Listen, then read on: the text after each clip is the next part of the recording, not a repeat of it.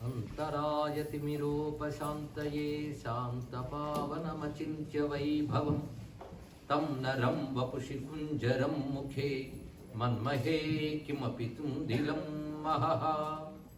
शरणं करवाणि शर्मदं ते चरणं वाणि चराचरोपजीव्यं करुणामसृणैः कटाक्षपातैः कुरु माम् अम्ब कृतार्थसार्थवाहम्। शारदा शारदाम्भोजवदना वदनाम्बुजे सर्वदा सर्वदास्माकं सन्निधिः सन्निधिं क्रियात्। विमलपटी कमलपुटी पुस्तकरुद्राक्ष शस्तहस्तपुटी कामाक्षि पक्ष्मलाक्षि कलितविपञ्ची विभासि वैरिञ्ची। वागर्थाविव सम्पृक्तौ वागर्थप्रतिपत्तये जगतः पितरौ वन्दे पार्वती परमेश्वरौ। गुरवे सर्वलोकानां भिषजे भवरोगिणां निधये सर्वविद्यानां दक्षिणामूर्तये नमः। नारायणसमारम्भां व्यासशङ्करमध्यमाम् अस्मदाचार्यपर्यन्तां वन्दे गुरुपरम्पराम्। गुरुवायुपुराधीशं विष्णुं नारायणं हरिं वासुदेवं जगन्नाथं कृष्णं वन्दे जगद्गुरुं श्रीकृष्णं वन्दे जगद्गुरुम्। सच्चिदानन्दरूपाय विश्वोत्पत्त्यादिहेतवे तापत्रयविनाशाय श्रीकृष्णाय नमो नमः। श्रीकृष्णाय नमो नमः। श्रीकृष्णाय नमो नमः। सर्वमङ्गलमाङ्गल्ये शिवे सर्वार्थसाधिके शरण्ये त्र्यम्बके गौरी नारायणि नमोस्तुते। कुंडली कुमारी कुटिले चंडी चराचर सवित्री चामुंडे गुणिनि गुहारणि गुह्ये गुरुमूर्ते त्वां नमामि कामाक्षि। गुरुमूर्ते त्वां नमामि कामाक्षि। प्रणत जनतापवर्गा कृतरणसर्गा ससिंह संसर्गा कामाक्षि मुदित भर्गा हत रिपुवर्गा त्वमेव सा दुर्गा। शिवाय गुरवे नमः। शिवाय गुरवे नमः। शिवाय गुरवे नमः। शिवाय गुरवे नमः। शिवाय गुरवे नमः। शिवाय गुरवे नमः। श्रीमात्रे नमः। श्रीमात्रे नमः। श्रीमात्रे नमः। श्रीमात्रे नमः। श्रीमात्रे नमः। श्रीमात्रे नमः। श्री विष्णुरूपाय नमः शिवाय। श्री विष्णुरूपाय नमः शिवाय। श्री विष्णुरूपाय नमः शिवाय। श्री विष्णुरूपाय नमः शिवाय। श्री विष्णुरूपाय नमः शिवाय। श्री विष्णुरूपाय नमः शिवाय।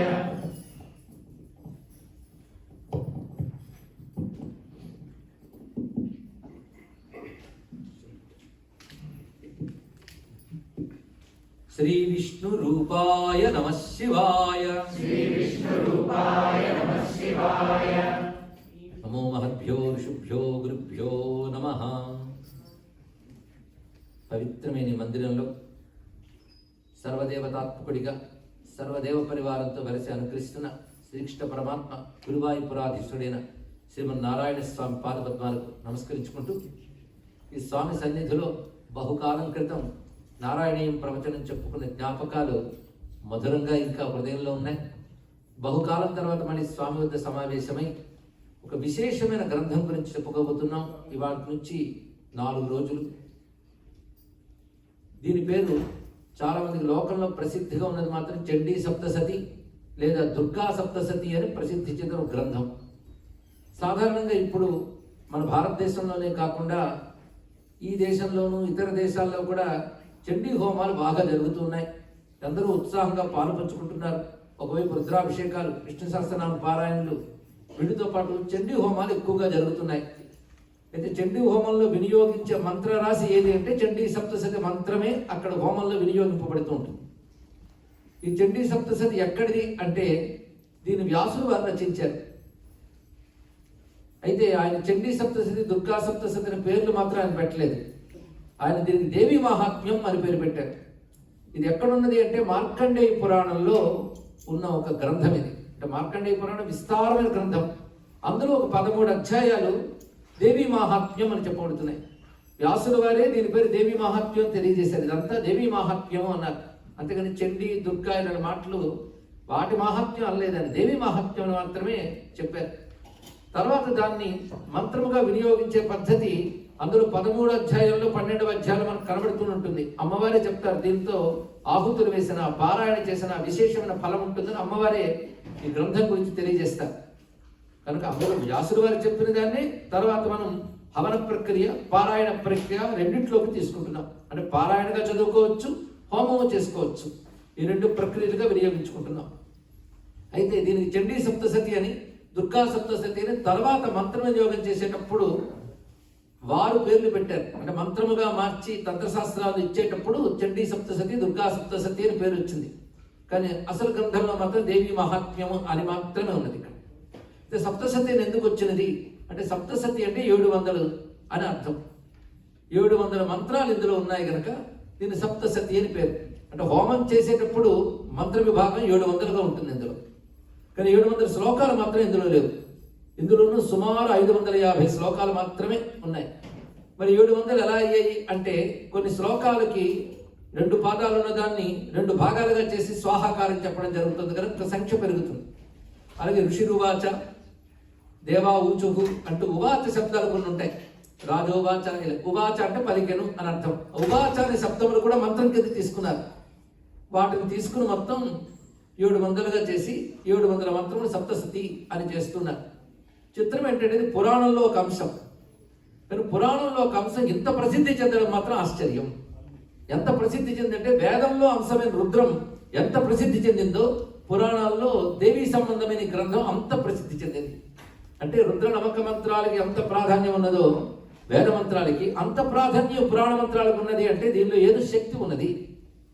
మరొక ఆశ్చర్యకరమైన అంశం ఏంటంటే పురాణాల్లో ఉన్నటువంటి గ్రంథాలకి ఎక్కువ వ్యాఖ్యానాలు ఆ పురాణాలు చదువుకోవాల్సింది. పురాణాలు 2 గ్రంథాలకు మాత్రం విస్తారమైన వ్యాఖ్యానాలు వచ్చాయి. ఒకటి దేవీ మహాత్మ్యం. దీనికి 12 భాష్యాలు ఉన్నాయి. సంస్కృతంలో 12 విధాల భాష్యాలు ఉన్నాయి. అంటే దాని లోతులు తెలుసుకోవాలంటే ఆ భాష్య గ్రంథాలు పరిశీలిస్తే అద్భుతంగా తెలుస్తాయి. కొందరు దాన్ని తంత్రపరంగా, మంత్రపరంగా వ్యాఖ్యానించి అందులో దాని రహస్యాలు చెప్తూ వాటిని ఎలా వినియోగిస్తే ఏం ప్రయోజనం వస్తుందో తెలియజేశారు కొందరు వ్యాఖ్యాతలు. కొందరు వ్యాఖ్యాతలు దాన్ని తాత్వికంగా కూడా వ్యాఖ్యానించారు. అంటే ఫిలసాఫికల్ యాటిట్యూడ్తో తత్వ సంకేతాలు ఏవి ఉన్నాయో చూపించారు. ఇప్పుడు తంత్రము, మంత్రము అనగానే దాని ఉపాసన అనాలి. ఇక రెండవది జ్ఞానం, అది తత్వం. అంటే ఒకవైపు ఉపాసన, మరొకవైపు జ్ఞానము, 2 ఈ గ్రంథంలో కనబడుతున్నాయి. అయితే సాధారణంగా ఇప్పుడు చాలా మందికి చండీ హోమం అనగానే ఉండే అభిప్రాయం ఆలోచిద్దాం. సామాన్య దృష్టితో చెప్తున్నాను. చండీ హోమం అంటే ఇదేదో పవర్ఫుల్, ఫస్ట్ అదే అభిప్రాయం. దీనివల్ల చాలా మంచి జరుగుతుంది, అందులో సందేహం లేదు. కానీ అందరూ ఏముందో తెలుసుకునే ప్రయత్నాలు మాత్రం చాలా తక్కువ. చండీ హోమం అంటే అమ్మవారిని ఉద్దేశించి చేసే ఒక హోమము. దీనివల్ల జరుగుతాయి ఏంటంటే రోగాలు, బాధలు తొలగిపోతాయి. ఒకటి శత్రుబాధ తొలగుతుంది, విజయం జరుగుతుంది అని. అందుకే అందరూ చండీ హోమాలు ఎక్కువగా చేస్తుంటారు. ఆఖరికి మన దేశంలో పదవులు కావాలనుకునే వాళ్ళు కూడా చండీ హోమాలు చేస్తూ ఉంటారు. దానికోసం చేయించడానికి చాలా మంది ఉంటుంటారు. ఆ చేయించే వాళ్ళ లక్ష్యం అంతా పదవి ఉంటుంది కానీ చండీదేవి మీద ఉండదు. ఏదైనా తెలిసి చేస్తే శక్తి ఎక్కువ అని పెద్దలు చెప్తున్నారు. జ్ఞాత్వా కుర్వీత కర్మాణి అని చెప్తున్నారు. ఇక్కడ తెలిసి చేయాలి. అందుకే చండీ అంటే ఏమిటి, చండీ సప్తశతి అంటే ఏమిటి, దేవి మహాత్మ్యం అంటే ఏమిటి తెలుసుకున్నాం అనుకోండి, మనం అగ్నిహోత్రం పెట్టుకుని నెయ్యి వేయకపోయినప్పటికీ కూడా శ్రద్ధగా అది వింటే అదే హోమం చేసినట్లు, అందులో సందేహం లేదు ఇక్కడ. ఎందుకంటే జ్ఞానం కంటే గొప్ప క్రియ మరొకట్లేదు. అందుకే అందులో ఉన్న విషయం ఏంటో తెలుసుకునే ప్రయత్నం చేస్తున్నాం. కానీ చెప్తున్న నేను, వింటున్న మీరు కూడా ఈ 4 రోజులు చండీ హోమ దీక్ష స్వీకరించేవని భావించాలి. ఇక్కడ ఈ ప్రాంగణంలో చండీ హోమం జరుగుతుంది. అది జ్ఞాన రూపమైనటువంటి చండీ హోమం కనుక జ్ఞాన యజ్ఞం అని మాట పెట్టారు కదా, కనుక అది చండీ జ్ఞాన యజ్ఞం అని పేరు పెట్టుకున్నాం. అందులో ఉన్న భావం అయితే 700 శ్లోకాల్లో ప్రతి శ్లోకానికి లేదా 550 దాకా ఉన్న శ్లోకాల్లోనే ప్రతి శ్లోకానికి వ్యాఖ్యానం చెప్తే 4 రోజులు సరిపోదు. అందుకే మనం ఏంటంటే మొదటి నుండి చివరి వరకు ఏది విడిచిపెట్టకుండా ప్రధానమైనటువంటి అంశాలు స్వీకరిస్తూ విశేషమైన విషయాన్ని మనం ఇందులో గ్రహిస్తూ మన సాధనలోకి తెచ్చుకునే ప్రయత్నం చేసుకున్నాం. ఒక విధంగా మీకు నాకు కూడా కృష్ణుడు ఉపదేశిస్తున్నాడని భావంతో ఒక ఉపదేశంగానే దీన్ని స్వీకరించవచ్చు. మరి కృష్ణుడు ఎందుకున్నామంటే ఆ కృష్ణుడికి ఆ చండికి ఏమీ భేదం లేదు. అందుకే ఆయన పేర్లు ఆవిడ పేర్లు ఒకటే. ఆయన సోదరిగానే మన అమ్మవారిని భావన చేస్తూ ఉన్నాం కదా. భాగవతం కూడా ఆ విషయాన్నే చెప్తున్నది. ఇక్కడ దుర్గా, కృష్ణ, కుముద, మాధవి, చండిక ఇత్యాది నామాలు ఆ తల్లికి ఉన్నాయి అనే విషయం భాగవతంలో కృష్ణుడే చెప్తాడు. అందుకే ఆ తల్లి యొక్క కథే ఇప్పుడు చెప్పుకోబోతున్నది. అయితే ఇక్కడ చండీ దుర్గా అన్నాం కానీ దేవి అన్నప్పుడు కేవలం చండీ దుర్గా మాత్రమే కాదు. అందుకే ఎవరైనా దేవి మహాత్మ్య పుస్తకం దగ్గర పెట్టుకుని ఒక కృషి చేయవచ్చు. ప్రతి అధ్యాయంలో అమ్మవారికి ఎన్ని పేర్లు చెప్పాడు వ్యాసుడు. అలా కానీ దగ్గరికి తీసుకొస్తే అష్టోత్తర శతమంతో ఇంకెక్కువ అవుతాయో మనకు తెలియదు. అయితే ఒక మాట మరొకసారి అనొచ్చు. ఆ పునరుక్తి తీసేసి ఎక్కడెక్కడ ఏమన్నాడో వాడు చూస్తే దేవి అంటే ఏమిటో తెలియబడుతుంది. కనుక ఇది అసలు దేవి మహాత్మ్యం కనుక దేవికి సంబంధించిన వృత్తాంతమే ఇందులో ఉంది. కానీ చండీ, దుర్గా ఇత్యాది నామాలు మనం వ్యవహరిస్తాం, అది తప్పేం కాదు. కానీ ఇందులో చెప్పబడుతున్న దేవి ఎవరు అంటే ఒక దుర్గ, ఒక పార్వతి, ఒక లక్ష్మి, ఒక సరస్వతి, ఒక దేవత అని కాకుండా సర్వదేవతాత్మికైన పరాశక్తి ఈ గ్రంథంలో చెప్పబడుతున్న ప్రధాన దేవత. ఈ వాక్యం ప్రధానంగా గుర్తుపెట్టుకోవాలి. దేవి మాహాత్మ్యం అన్నప్పుడు ఆ తల్లి చెప్పబడుతున్నది. అందుకే ఆ దేవి లక్ష్మీ రూపం, సరస్వతి రూపం, దుర్గా రూపం, ఇంకా అనేక రూపాలు ఉన్నాయి, కాళీ ఇత్యాది రూపాలని.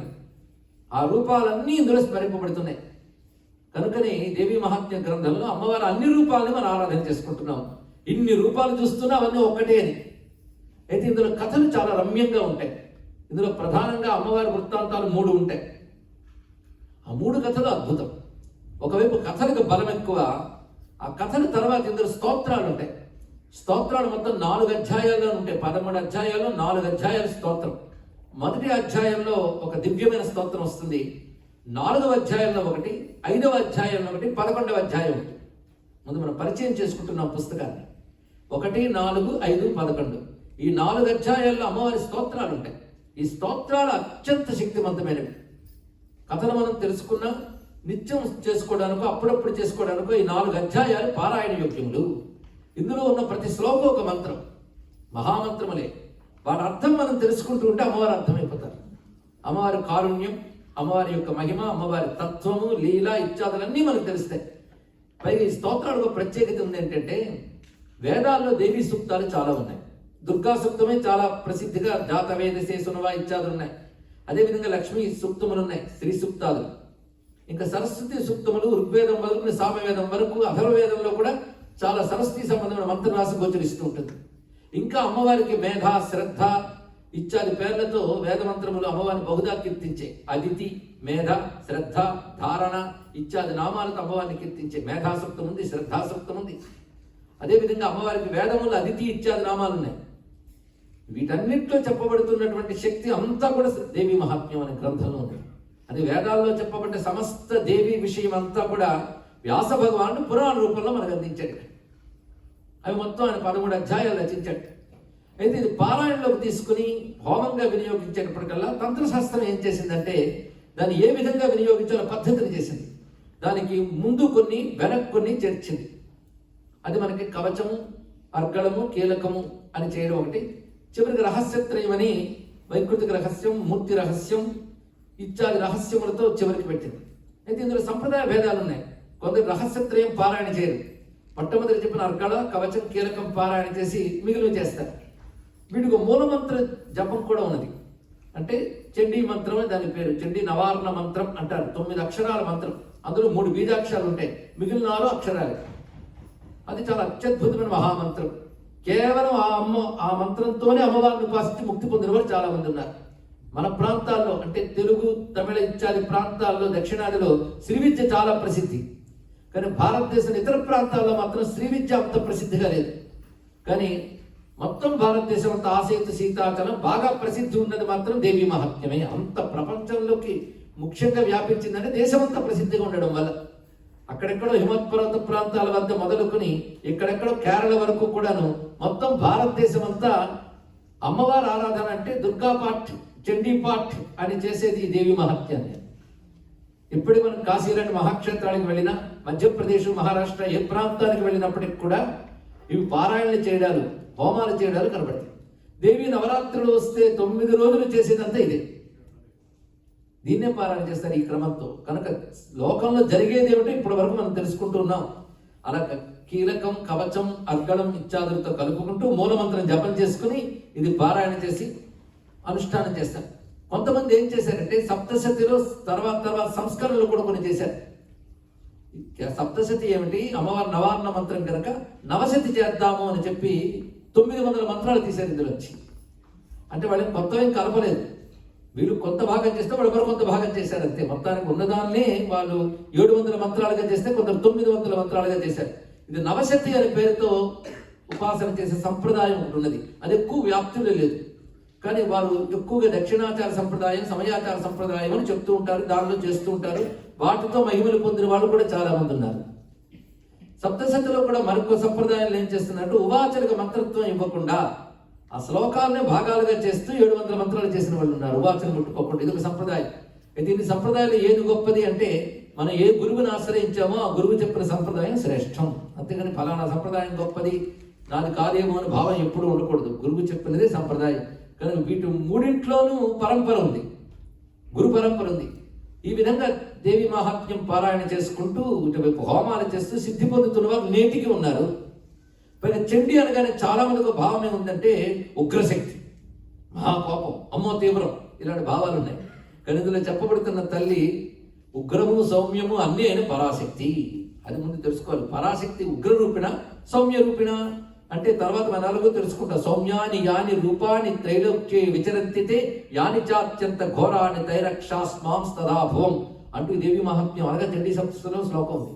అమ్మా నీ సౌమ్య రూపంలో ఉన్నాయో, నీ ఘోర రూపంలో ఉన్నాయో అవన్నీ నన్ను, ఈ ప్రపంచాన్ని రక్షించుగాక. అసలు స్తోత్రమే ఎంత బాగుందండి ఇక్కడ, ఆ భావమే ఎంత బాగుందో.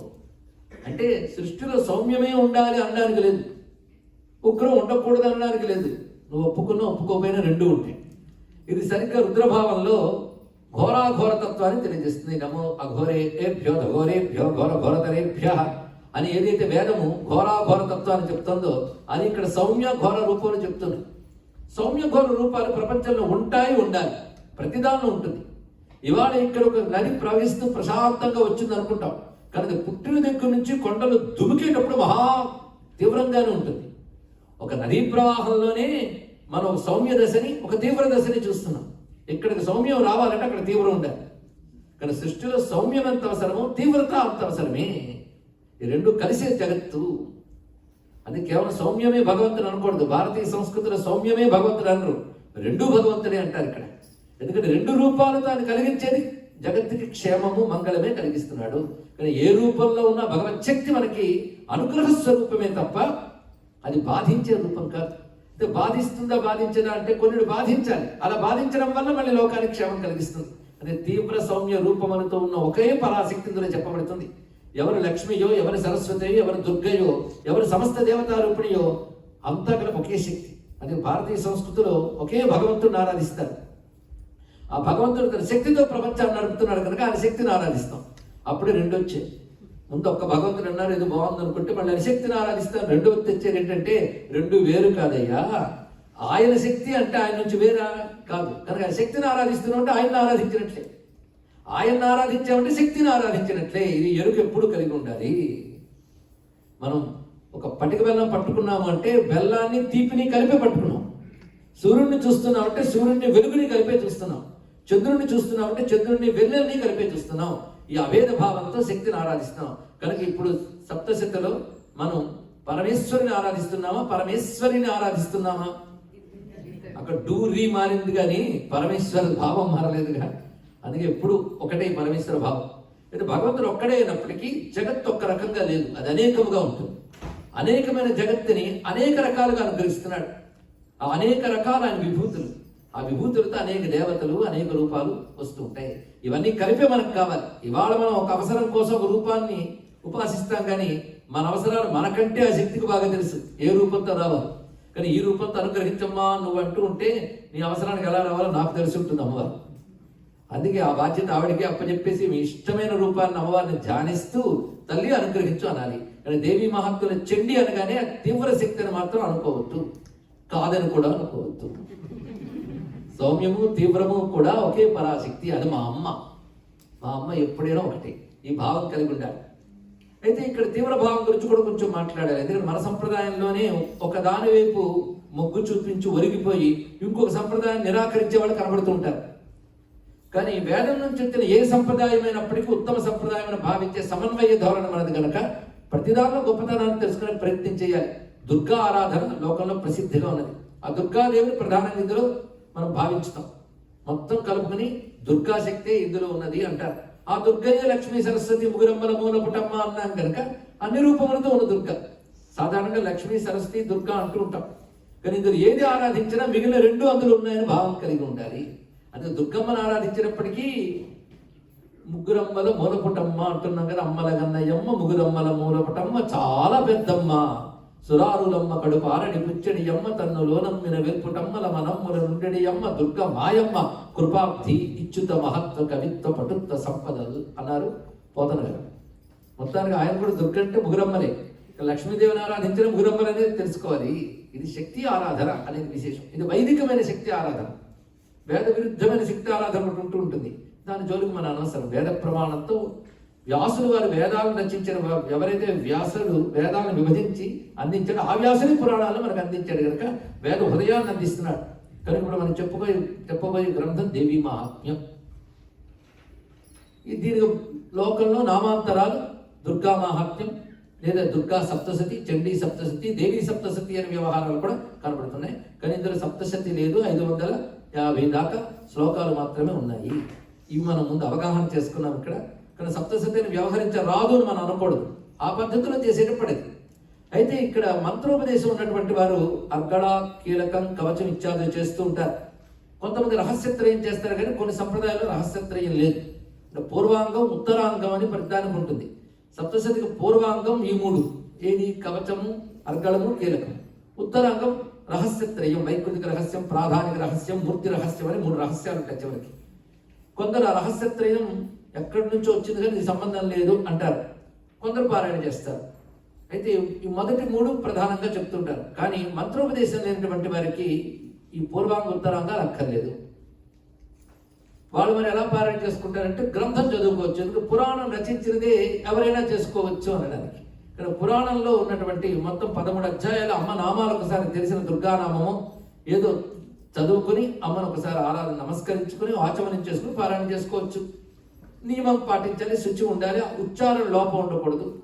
ఎలా పారాయణ చేయాలో కూడా గ్రంథం పారాయణ విధానం మనకు పెద్దలు చెప్పారు.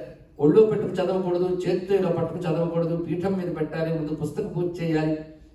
అతి నెమ్మదిగా చదవరాదు, అతి బిగ్గరగా చదవరాదు, మధ్యమ స్వరంలో చదవాలి, భావం తెలుసుకుంటూ చదవాలి. ఇవన్నీ కూడా మనకి విధానాలు ఏర్పరిచారు. పారాయణలు ఏవైనా ఇదే విధానం నిజానికి. దీనికి కూడా అదే విధానం. అయితే జపం అంటారా? ఉపదేశం ఉందా? మంత్ర జపం చేసుకోవచ్చు. ఉపదేశం లేనప్పుడు ఏమిటి అంటే అమ్మవారు మంత్రానికి దొరుకుతారని లేదు, భక్తికి దొరుకుతారు కనుక అమ్మ నామమే మహామంత్రం. దానికి వేరే ఉపదేశాలు వెక్కర్లేదు. అందుకే ఇవాళే మనకు మంత్రం అనుకుందాం, శ్రీ దుర్గాయై నమః. అదొక్కటి చాలు మహామంత్రం అండి. అమ్మ పేరే చాలు. ఆ దుర్గాదేవి నామాన్ని ఒక్కసారి మనం వీలైనంత జపం చేసుకుని పారాయణ చేసుకుంటే తప్పకుండా ఫలం లభిస్తుంది. పెద్దలు ఏం చెప్తారంటే మొత్తం పారాయణ చేయడానికి అవకాశం లేకపోతే మునుపు చెప్పిన 1, 4, 5, 11 అధ్యాయాలైనా పారాయణ చేయాలంట. దానికి వీలు కాకపోతే 4, 5, 11 ఏదీ లేకపోతే 5వ అధ్యాయం పారాయణ చేస్తే చాలు అన్నారు. ఆ అధ్యాయానికి చాలా విశేషమైనటువంటి అంశం ఉన్నది. ఇదంతా ఇవాళ మనం చెప్పుకున్నదంతా దేవీ మహాత్మ్యము, దాని యొక్క స్వరూపము ఒక పరిచయంగా ఇంతవరకు గ్రహించుకున్నాం. ఇప్పుడు దీని ఆరిజిన్ మనకు తెలిసింది. ఎందులోది? ఇది మార్కండేయ పురాణంలోది. ఏ సందర్భంలో చెప్తున్నాడంటే మనువుల కథలు చెప్తూ వస్తుంటుంది. మొత్తం మనకు మనువులు 14 మంది మనువులు ఉన్నారు. స్వయంభూ మనువు, స్వారోచిష మనువు, ఇలా చెప్పబడితే 14 మంది మనువులు ఉన్నారు. ఇప్పుడు మనం ఉన్న మనువు పేరు చాలా మంది తెలుసు కదా, వైవస్వత మన్వంతరే. కనుక ఇప్పుడున్న మనువు వైవస్వత మనువు. ఈయన 7వ మనువు. తర్వాత రాబోయేవాడు 8వ మనువు. ఆయన పేరు సావర్ణి. ఆ సావర్ణి మనువు కథ ఈ 13 అధ్యాయాలు. అంటే ఒక్కొక్క మనువు ఎలా వచ్చారో చెప్తూ స్వయంభూ మనువు, సారోచిష మనువు ఇలా చెప్తూ ఒక్కొక్క మనువు కథ చెప్తూ 14 మనువుల గురించి పూర్ణమైన కథ మార్కండేయ పురాణంలో ఉన్నది. అందులో 8వ మనువు కథ వచ్చేటప్పటికల్లా 13 అధ్యాయాల గ్రంథం ఉంది. ఇక్కడ సావర్ణి మనువు కథ ఇందులో ఉన్నది. అంటే అమ్మవారి కథ చెప్పాలని కాకుండా మనువుల కథ చెప్తూ చెప్తూ సావర్ణి మనువు కథ ప్రారంభించాడు. ఇక్కడ ఈ సావర్ణి మనువు కథ చెప్పడమే 13 అధ్యాయాల్లో అసలు విషయం. కానీ ఇందులో సావర్ణి మనువు వస్తాడు అనేది ఆఖరి అధ్యాయం వస్తుంది, కానీ మిగిలిన అధ్యాయాలని అమ్మవారి కథ. అంటే మరి ఇది అమ్మవారి గ్రంథమా మనువు గ్రంథమా పెద్ద ఆలోచించవలసిందే కదా. అంటే మనువు కథ చెప్తున్న సందర్భంలో చెప్పిన ఒక రాజు అమ్మవారిని ఉపాసించి మనువయ్యాడు. అంటే మహిమ ఎవరిది? అమ్మవారి మహిమే. కనుక దేవి మహాత్మ్యం అయ్యా అన్నాడు. ఒక మామూలు రాజు గురువును ఆశ్రయించి అమ్మవారిని ఉపాసించడం చేత యుగ జీవితంలో అద్భుతాలు సాధించడమే కాకుండా తర్వాత జన్మలో సూర్యపుత్రుడై అద్భుతమైనటువంటి మనువుగా కాగలిగాడు. మనువులు శాశ్వతంగా ఉంటారు ఎప్పుడు కూడా. ఒక దివ్యత్వం వల్ల మనువు అవుతారు. తపశ్శక్తి అయినా భగవద్ అనుగ్రహమైనా ఉండాలి. భగవద్ అనుగ్రహం కావాలంటే తపశ్శక్తి ఉండాలి. అది తపస్సు చేత భగవద్ అనుగ్రహం పొందిన వాళ్ళు మనువులు అవుతారు. కానీ మనువులు సామాన్య జీవులు కారు.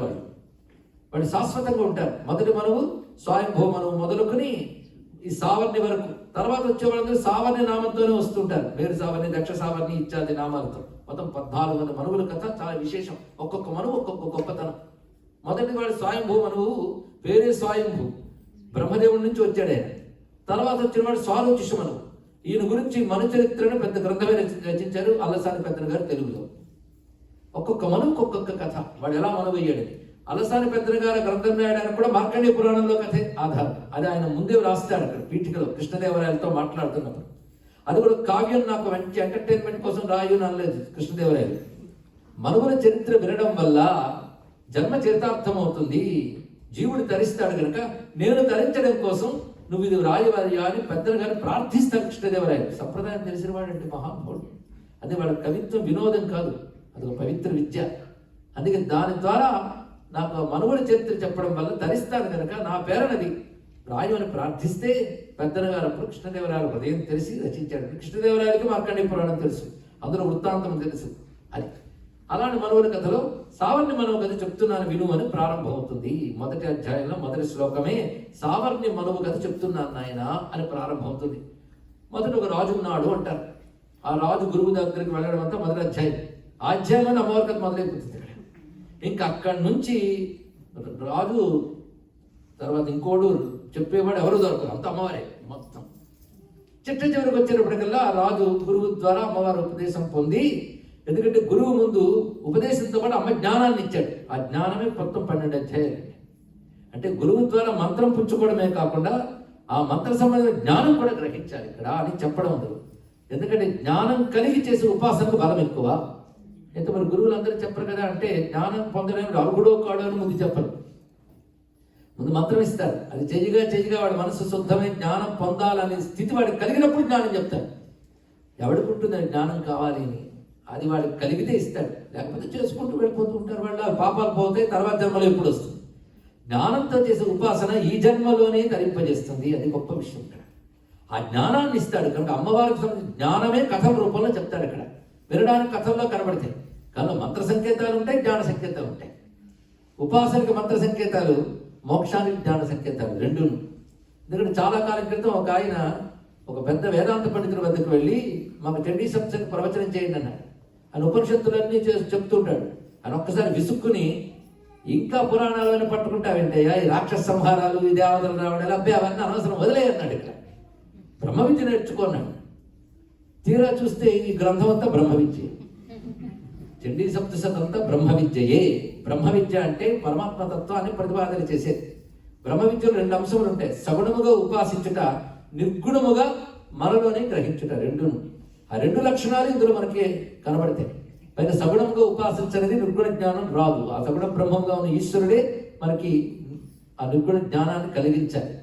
అందుకే బ్రహ్మ విద్య ఎలా ప్రారంభమవుతుందో అలా ప్రారంభమవుతుంది. ఇక్కడ సాధారణ శ్రోతలతో పాటు లోతైన విషయములు గ్రహించగలిగే వారు కూడా ఉన్నారు కనుక 2 రకాలుగా చెప్పే ప్రయత్నం నేను చేస్తాను అనుకోవడం కూడా తప్పు. ఆ జగన్మాత ఆ పలుకుల తల్లి అనుగ్రహించుగాక. ఇందులో విశేషంగా ప్రథమాధ్యాయం, మొదటి అధ్యాయం ఒక్కసారి ప్రారంభించుకుంటున్నాం. చండికాయి నమో దుర్గాయి. చండీ దుర్గా అనే మాటలు వినగానే ఉగ్రత తీవ్రత అనే భావాల్లోకి వెళ్ళొద్దని ముందే చెప్పుకున్నాం. తర్వాత చండీ దుర్గా అనే మాటలకున్న అర్థాలు తెలుసుకుంటే ఎంత ప్రేమగా ఆ తల్లిని పిలుస్తామో చండీ అని. అందుకే మహాకవి మోకకవి కూడా చండీ చరాచర కవిత్రి చాముండే అని ఆ కామాక్షమని స్తుతించాడు. చండీ చాముండ ఈ రెండు శబ్దములు కూడాను అమ్మవారి యొక్క దుర్గాతత్వాన్ని తెలియజేస్తాయి. ఆ తత్వమే ఇందులో కనబడుతుంది ప్రధానంగా. పైగా చాముండ అనేది అమ్మవారి మంత్రంలో ప్రధాన అక్షరం, ప్రధాన నామం. మూల మంత్రంలో నవార్ణ మంత్రంలో ప్రధానం చాముండ. మొత్తం మంత్రం సభల్లో చెప్పిన దగ్గరకు నేను చెప్పట్లేదు, కానీ తదు ఉపాసకులకి ఆ భావం గ్రహించాలంటే తెలుసుకోవచ్చు, అది వేరే విషయం. అందులో ఒక్కొక్కటి మొత్తం కలుపుకుంటే చాముండాయి అనే మాటకు అర్థం ఏం చెప్పారంటే మంత్రశాస్త్రంలో అఖండ బ్రహ్మ విద్యాయి అని చెప్పారు. ఇది ఆశ్చర్యకరమైన అంశం. చాముండా చండీ అనగా మనం ఊగిపోతూ నాలుగు పెట్టేసి అవి అనుకుంటాం. వాడు అక్కడ ఏం చెప్పాడు? అఖండ బ్రహ్మ విద్యాయే అన్నాడు. ఇక్కడ ఒకటే మాట, నిర్ధూత నిఖిల ధ్వాంతే నిత్యముక్తే పరాత్పరే. మొదట 3 బీజాక్షరాలు వస్తాయి. ఆ 3 బీజాక్షరాలు దాగిన భావం ఇది అయ్యా అన్నాడు. నిర్ధూత నిఖిల ధ్వాంతే నిత్యముక్తే పరాత్పరే. సమస్తమైన అంధకారాన్ని పటాపంచలు చేసేది, అది మొదటి బీజాక్షరానికి అర్థం. ఆ మంత్రం ఉన్న వాళ్ళకి బీజాక్షరం తెలుస్తుంది. ఇక్కడ అంటే అజ్ఞానమైన అంధకారాన్ని పటాపంచలు చేస్తుంది. నిత్యముక్తే, ఎల్లప్పుడూ ముక్త స్థితిలో ఉండేది పరతత్వం. అంటే పరతత్వం ఒకప్పుడు బంధింపబడి తర్వాత మోక్షం పొందేది కాదు, మోక్షమే పరతత్వ స్వరూపం. అది నిత్యముక్తి మాట వేశారు. అది 2వ బీజాక్షరానికి అర్థం. 3వ బీజాక్షరానికి పరాత్పరే అంటే అన్నిటిని మించిన సర్వోత్కృష్ట తత్వము. ఈ 3 కలిపితే అమ్మవారు. అది 3 బీజాక్షరాల అర్థం చెప్పేసుకున్నాము. ఇప్పుడు ఎవరు సమస్త అజ్ఞానాంధకారాన్ని పటాపంచలు చేస్తారో, ఎవరు నిత్యము మోక్ష స్వరూపంగా ఉన్నారు, ఎవరు అన్ని తత్వముల కంటే అతీతమై ఉన్నారు, ఆ 3 బీజాక్షరాల అర్థమే. అదేమిటి? అఖండ బ్రహ్మ విద్యాయి. తర్వాత విద్య అని మాట వస్తుంది. దానికి అర్థం ఏంటంటే నమః స్వాహ అర్థమవుతుంది, కానీ ఈ శబ్దం ఏమిటి అంటే దానికి ఒక అర్థం చెప్పారు. అనుసంధత్మహే అన్నారు. ఇక్కడ అనుసంధత్మహే అంటే నేను అనుసంధానం చేస్తున్నాను, ఉపాసిస్తున్నాను అని అర్థం. ఇక్కడ అంటే నా హృదయాన్ని ధీమహి లాగా, నా హృదయాన్ని నా బుద్ధిని ఆ శక్తితో కలుపుతున్నాను. ఉపాసన అంటే అదే కనెక్షన్, పరాశక్తితో అనుసంధానం చేస్తున్నాను. ఇది మూలమంత్రానికి అర్థం కూడా చెప్పడం జరిగింది. బహుశా ఎవరో మూలమంత్రం జపం చేసే వాళ్ళు ఇందులో ఉంటుంటారు, అమ్మవారి అర్థం చెప్పించుంటారు. అంతే, నేను ప్రిపేర్ అయ్యి చెప్పలే. కనుక ప్రధానంగా అమ్మవారిని ఏమడుగుతున్నా ఆవిడ అఖండ బ్రహ్మ విద్య. అయితే చాముండ అనే మాట అఖండ బ్రహ్మ విద్య ఎలా అవుతుంది? కొంచెం ఓపిక పట్టండి. ఆ అధ్యాయం వచ్చినప్పుడు చాముండ వస్తుంది, అప్పుడు తెలుసుకుందాం. ఒకవేళ నేను చెప్పడం మర్చిపోతే మీరు అడుగుతారేమో చివరిలో. అందుకే కొన్ని ముఖ్యమైన విషయాలు చెప్పేస్తే ఆ కథా ప్రవాహంలో పడి మర్చిపోకుండా గుర్తు చేయడానికి మీరు పంపిస్తారు అక్కడ. సరే, ఇప్పుడు మొదటి అధ్యాయం ప్రారంభించుకుంటున్నాం. అమ్మవారికి నమస్కారం చేసుకుందాం. శ్రీ దుర్గాయి నమః అని నమస్కారం చేసుకుని, ఇది ముందే చెప్పుకున్న మనువుల కథ. మార్కండేయువాచ, మార్కండేయుడి కథని చెప్తూ ఉంటాడు. ఆ కథనే అదే మార్కండేయువాచ. ప్రధానంగా మొత్తం పురాణం అంతా మార్కండేయుడు చెప్తున్నాడు కనుక మార్కండేయువాచ. సావర్ణి సూర్యతనయ యో మను కచ్చతేష్టమః నిశామయ తదుత్పత్తిం విస్తరాత్ గదతో మమ. ఇది ప్రధాన శ్లోకం, మొదటి శ్లోకం ఇది. సావర్ణి ముందే చెప్పుకున్న సావర్ణి అనే మనువు, అతను ఎవరంటే సూర్యపుత్రుడు. యో మనువు కచ్చతే అష్టమః, ఏ మనువు అష్టం మనువుగా చెప్పబడ్డాడో ఆ సూర్యపుత్రుడైనటువంటి సావర్ణి గురించి చెప్తున్నాను. నిశామయ, విను. తదుత్పత్తిం, అతను ఎలా ఉత్పత్తి జరిగాడో, ఎలా వచ్చాడో చెప్పబోతున్నాను. విస్తరాత్ గదతో మమ, చాలా విస్తారంగా చెప్పబోతున్నాను నీకు అన్నాడు. అయితే ఋషి ఎప్పుడు అబద్ధం అంటాడు. సావర్ణి మనువు యొక్క ఉత్పత్తిని విస్తారంగా చెప్తానన్నప్పుడు విస్తారంగా సావర్ణి మనువు గురించి చెప్పాలి కదా. కానీ విస్తారంగా అమ్మవారే కనబడతాడు, మనువు వాడి చివరికి కనబడతాడు. అంతవరకు మనువు యొక్క తెలియదు మనకి. 12వ అధ్యాయం వరకు మనువు ఎలా వచ్చాడో తెలియదు. విస్తారంగా చెప్పింది మాత్రం దుర్గమ్మ గురించి, కానీ విస్తారంగా చెప్తున్నాను ఆయన గురించి చెప్పారు. ఎలా అవుతుందండి అంటే కొంచెం ఓపిక పట్టండి, దీనిని భావం చెప్తున్నాను అన్నాడు. శ్రద్ధగా దీన్ని డీకోడ్ చేద్దాం. ఒక శ్లోకాన్ని డీకోడ్ చేస్తే ఎంత బాగుంటుందో గమనించవచ్చు.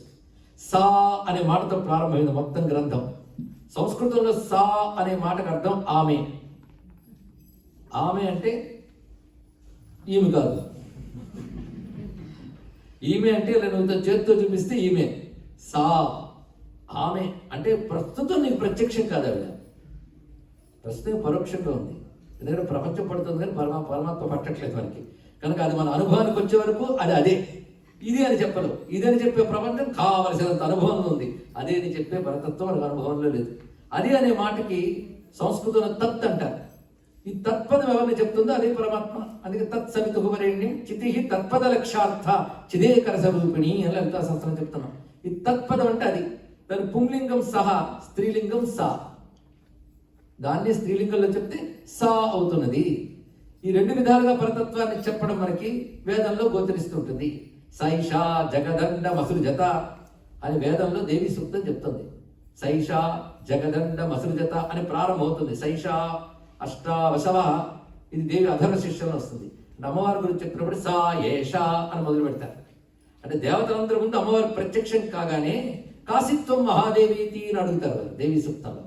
అమ్మా నువ్వెవరు అనగానే అహం బ్రహ్మస్వరూపిణి అని మొదలు పెడుతుంది ఆ బ్రహ్మతత్వం చెప్తూ.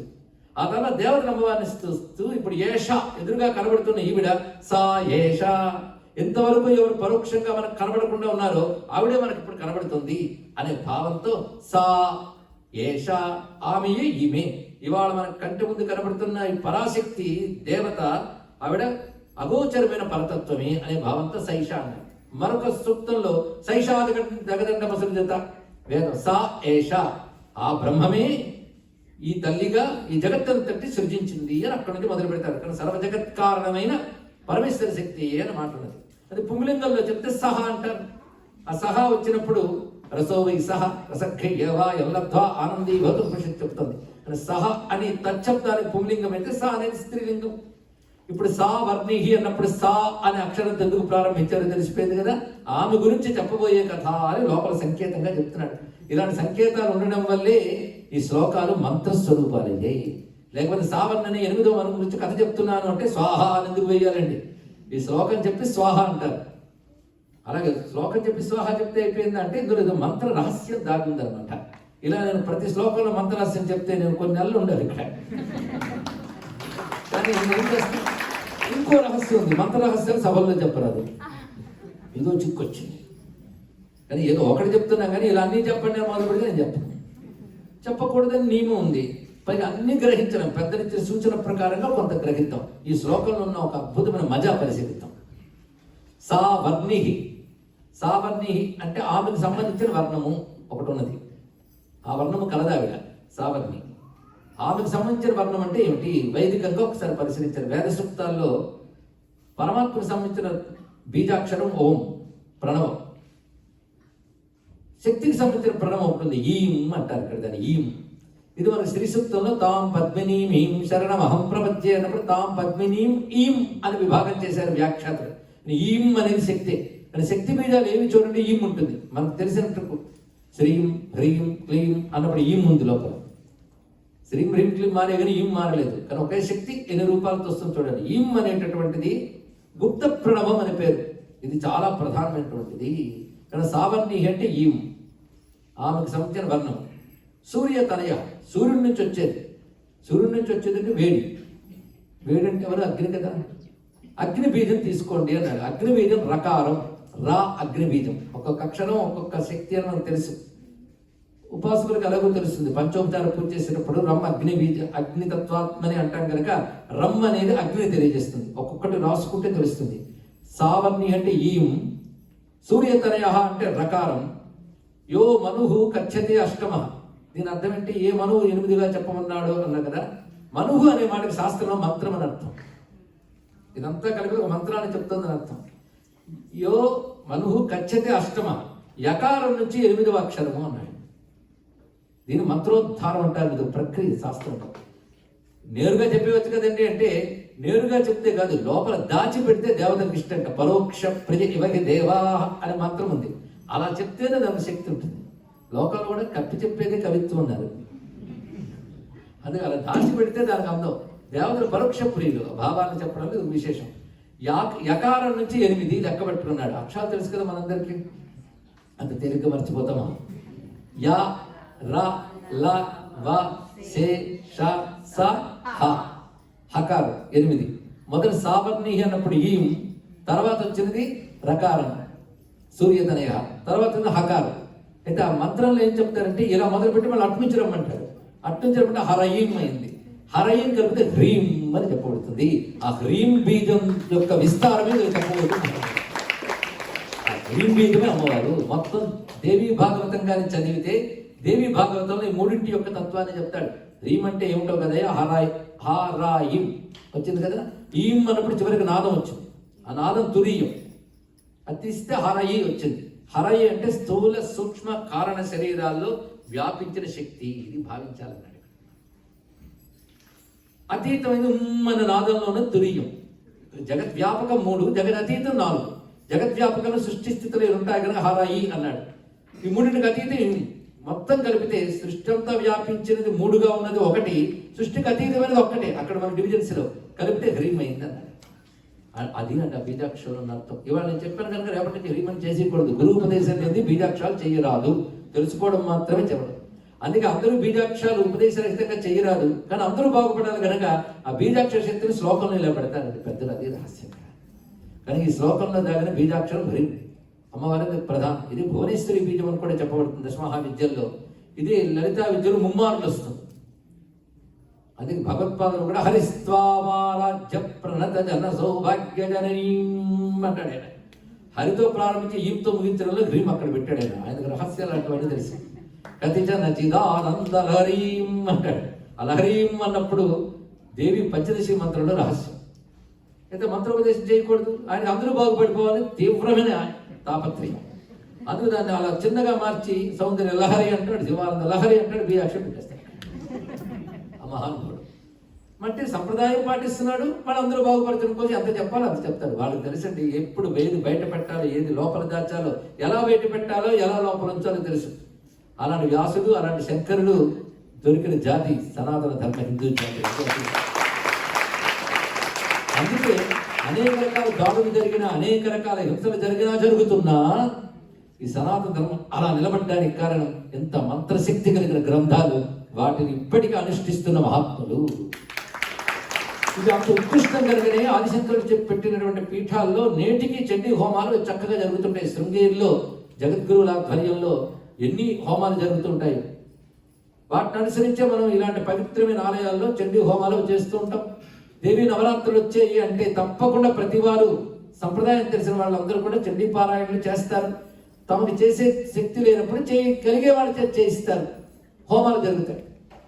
అయితే ఈ చండీ హోమం పారాయణ వల్ల ప్రయోజనాలు మనం నెమ్మదిగా తెలుసుకుంటూ ఉందాం. మొత్తానికి కథ ఎంత బాగుంటుందో మొదలవుతుంది ఇక్కడ. మొత్తానికి సావర్ణి యొక్క కథని, సూర్యతనయుడైన 8వ మనమైన సావర్ణి యొక్క కథని విస్తారంగా చెప్తున్నాను. మహామాయానుభావేన యథా మన్వంతరాధిపః స బభూవ మహాభాగః సావర్ణిస్తనయోరవేగే. మహామాయా అనుభావేన, మహామాయ యొక్క అనుగ్రహం చేత మన్వంతరాధిపుడయ్యాడైనా. అది ఎలా అయ్యాడో నీకు చెప్పబోతున్నాయన అని చెప్తూ స్వారోచిషే అంతర్య పూర్వం.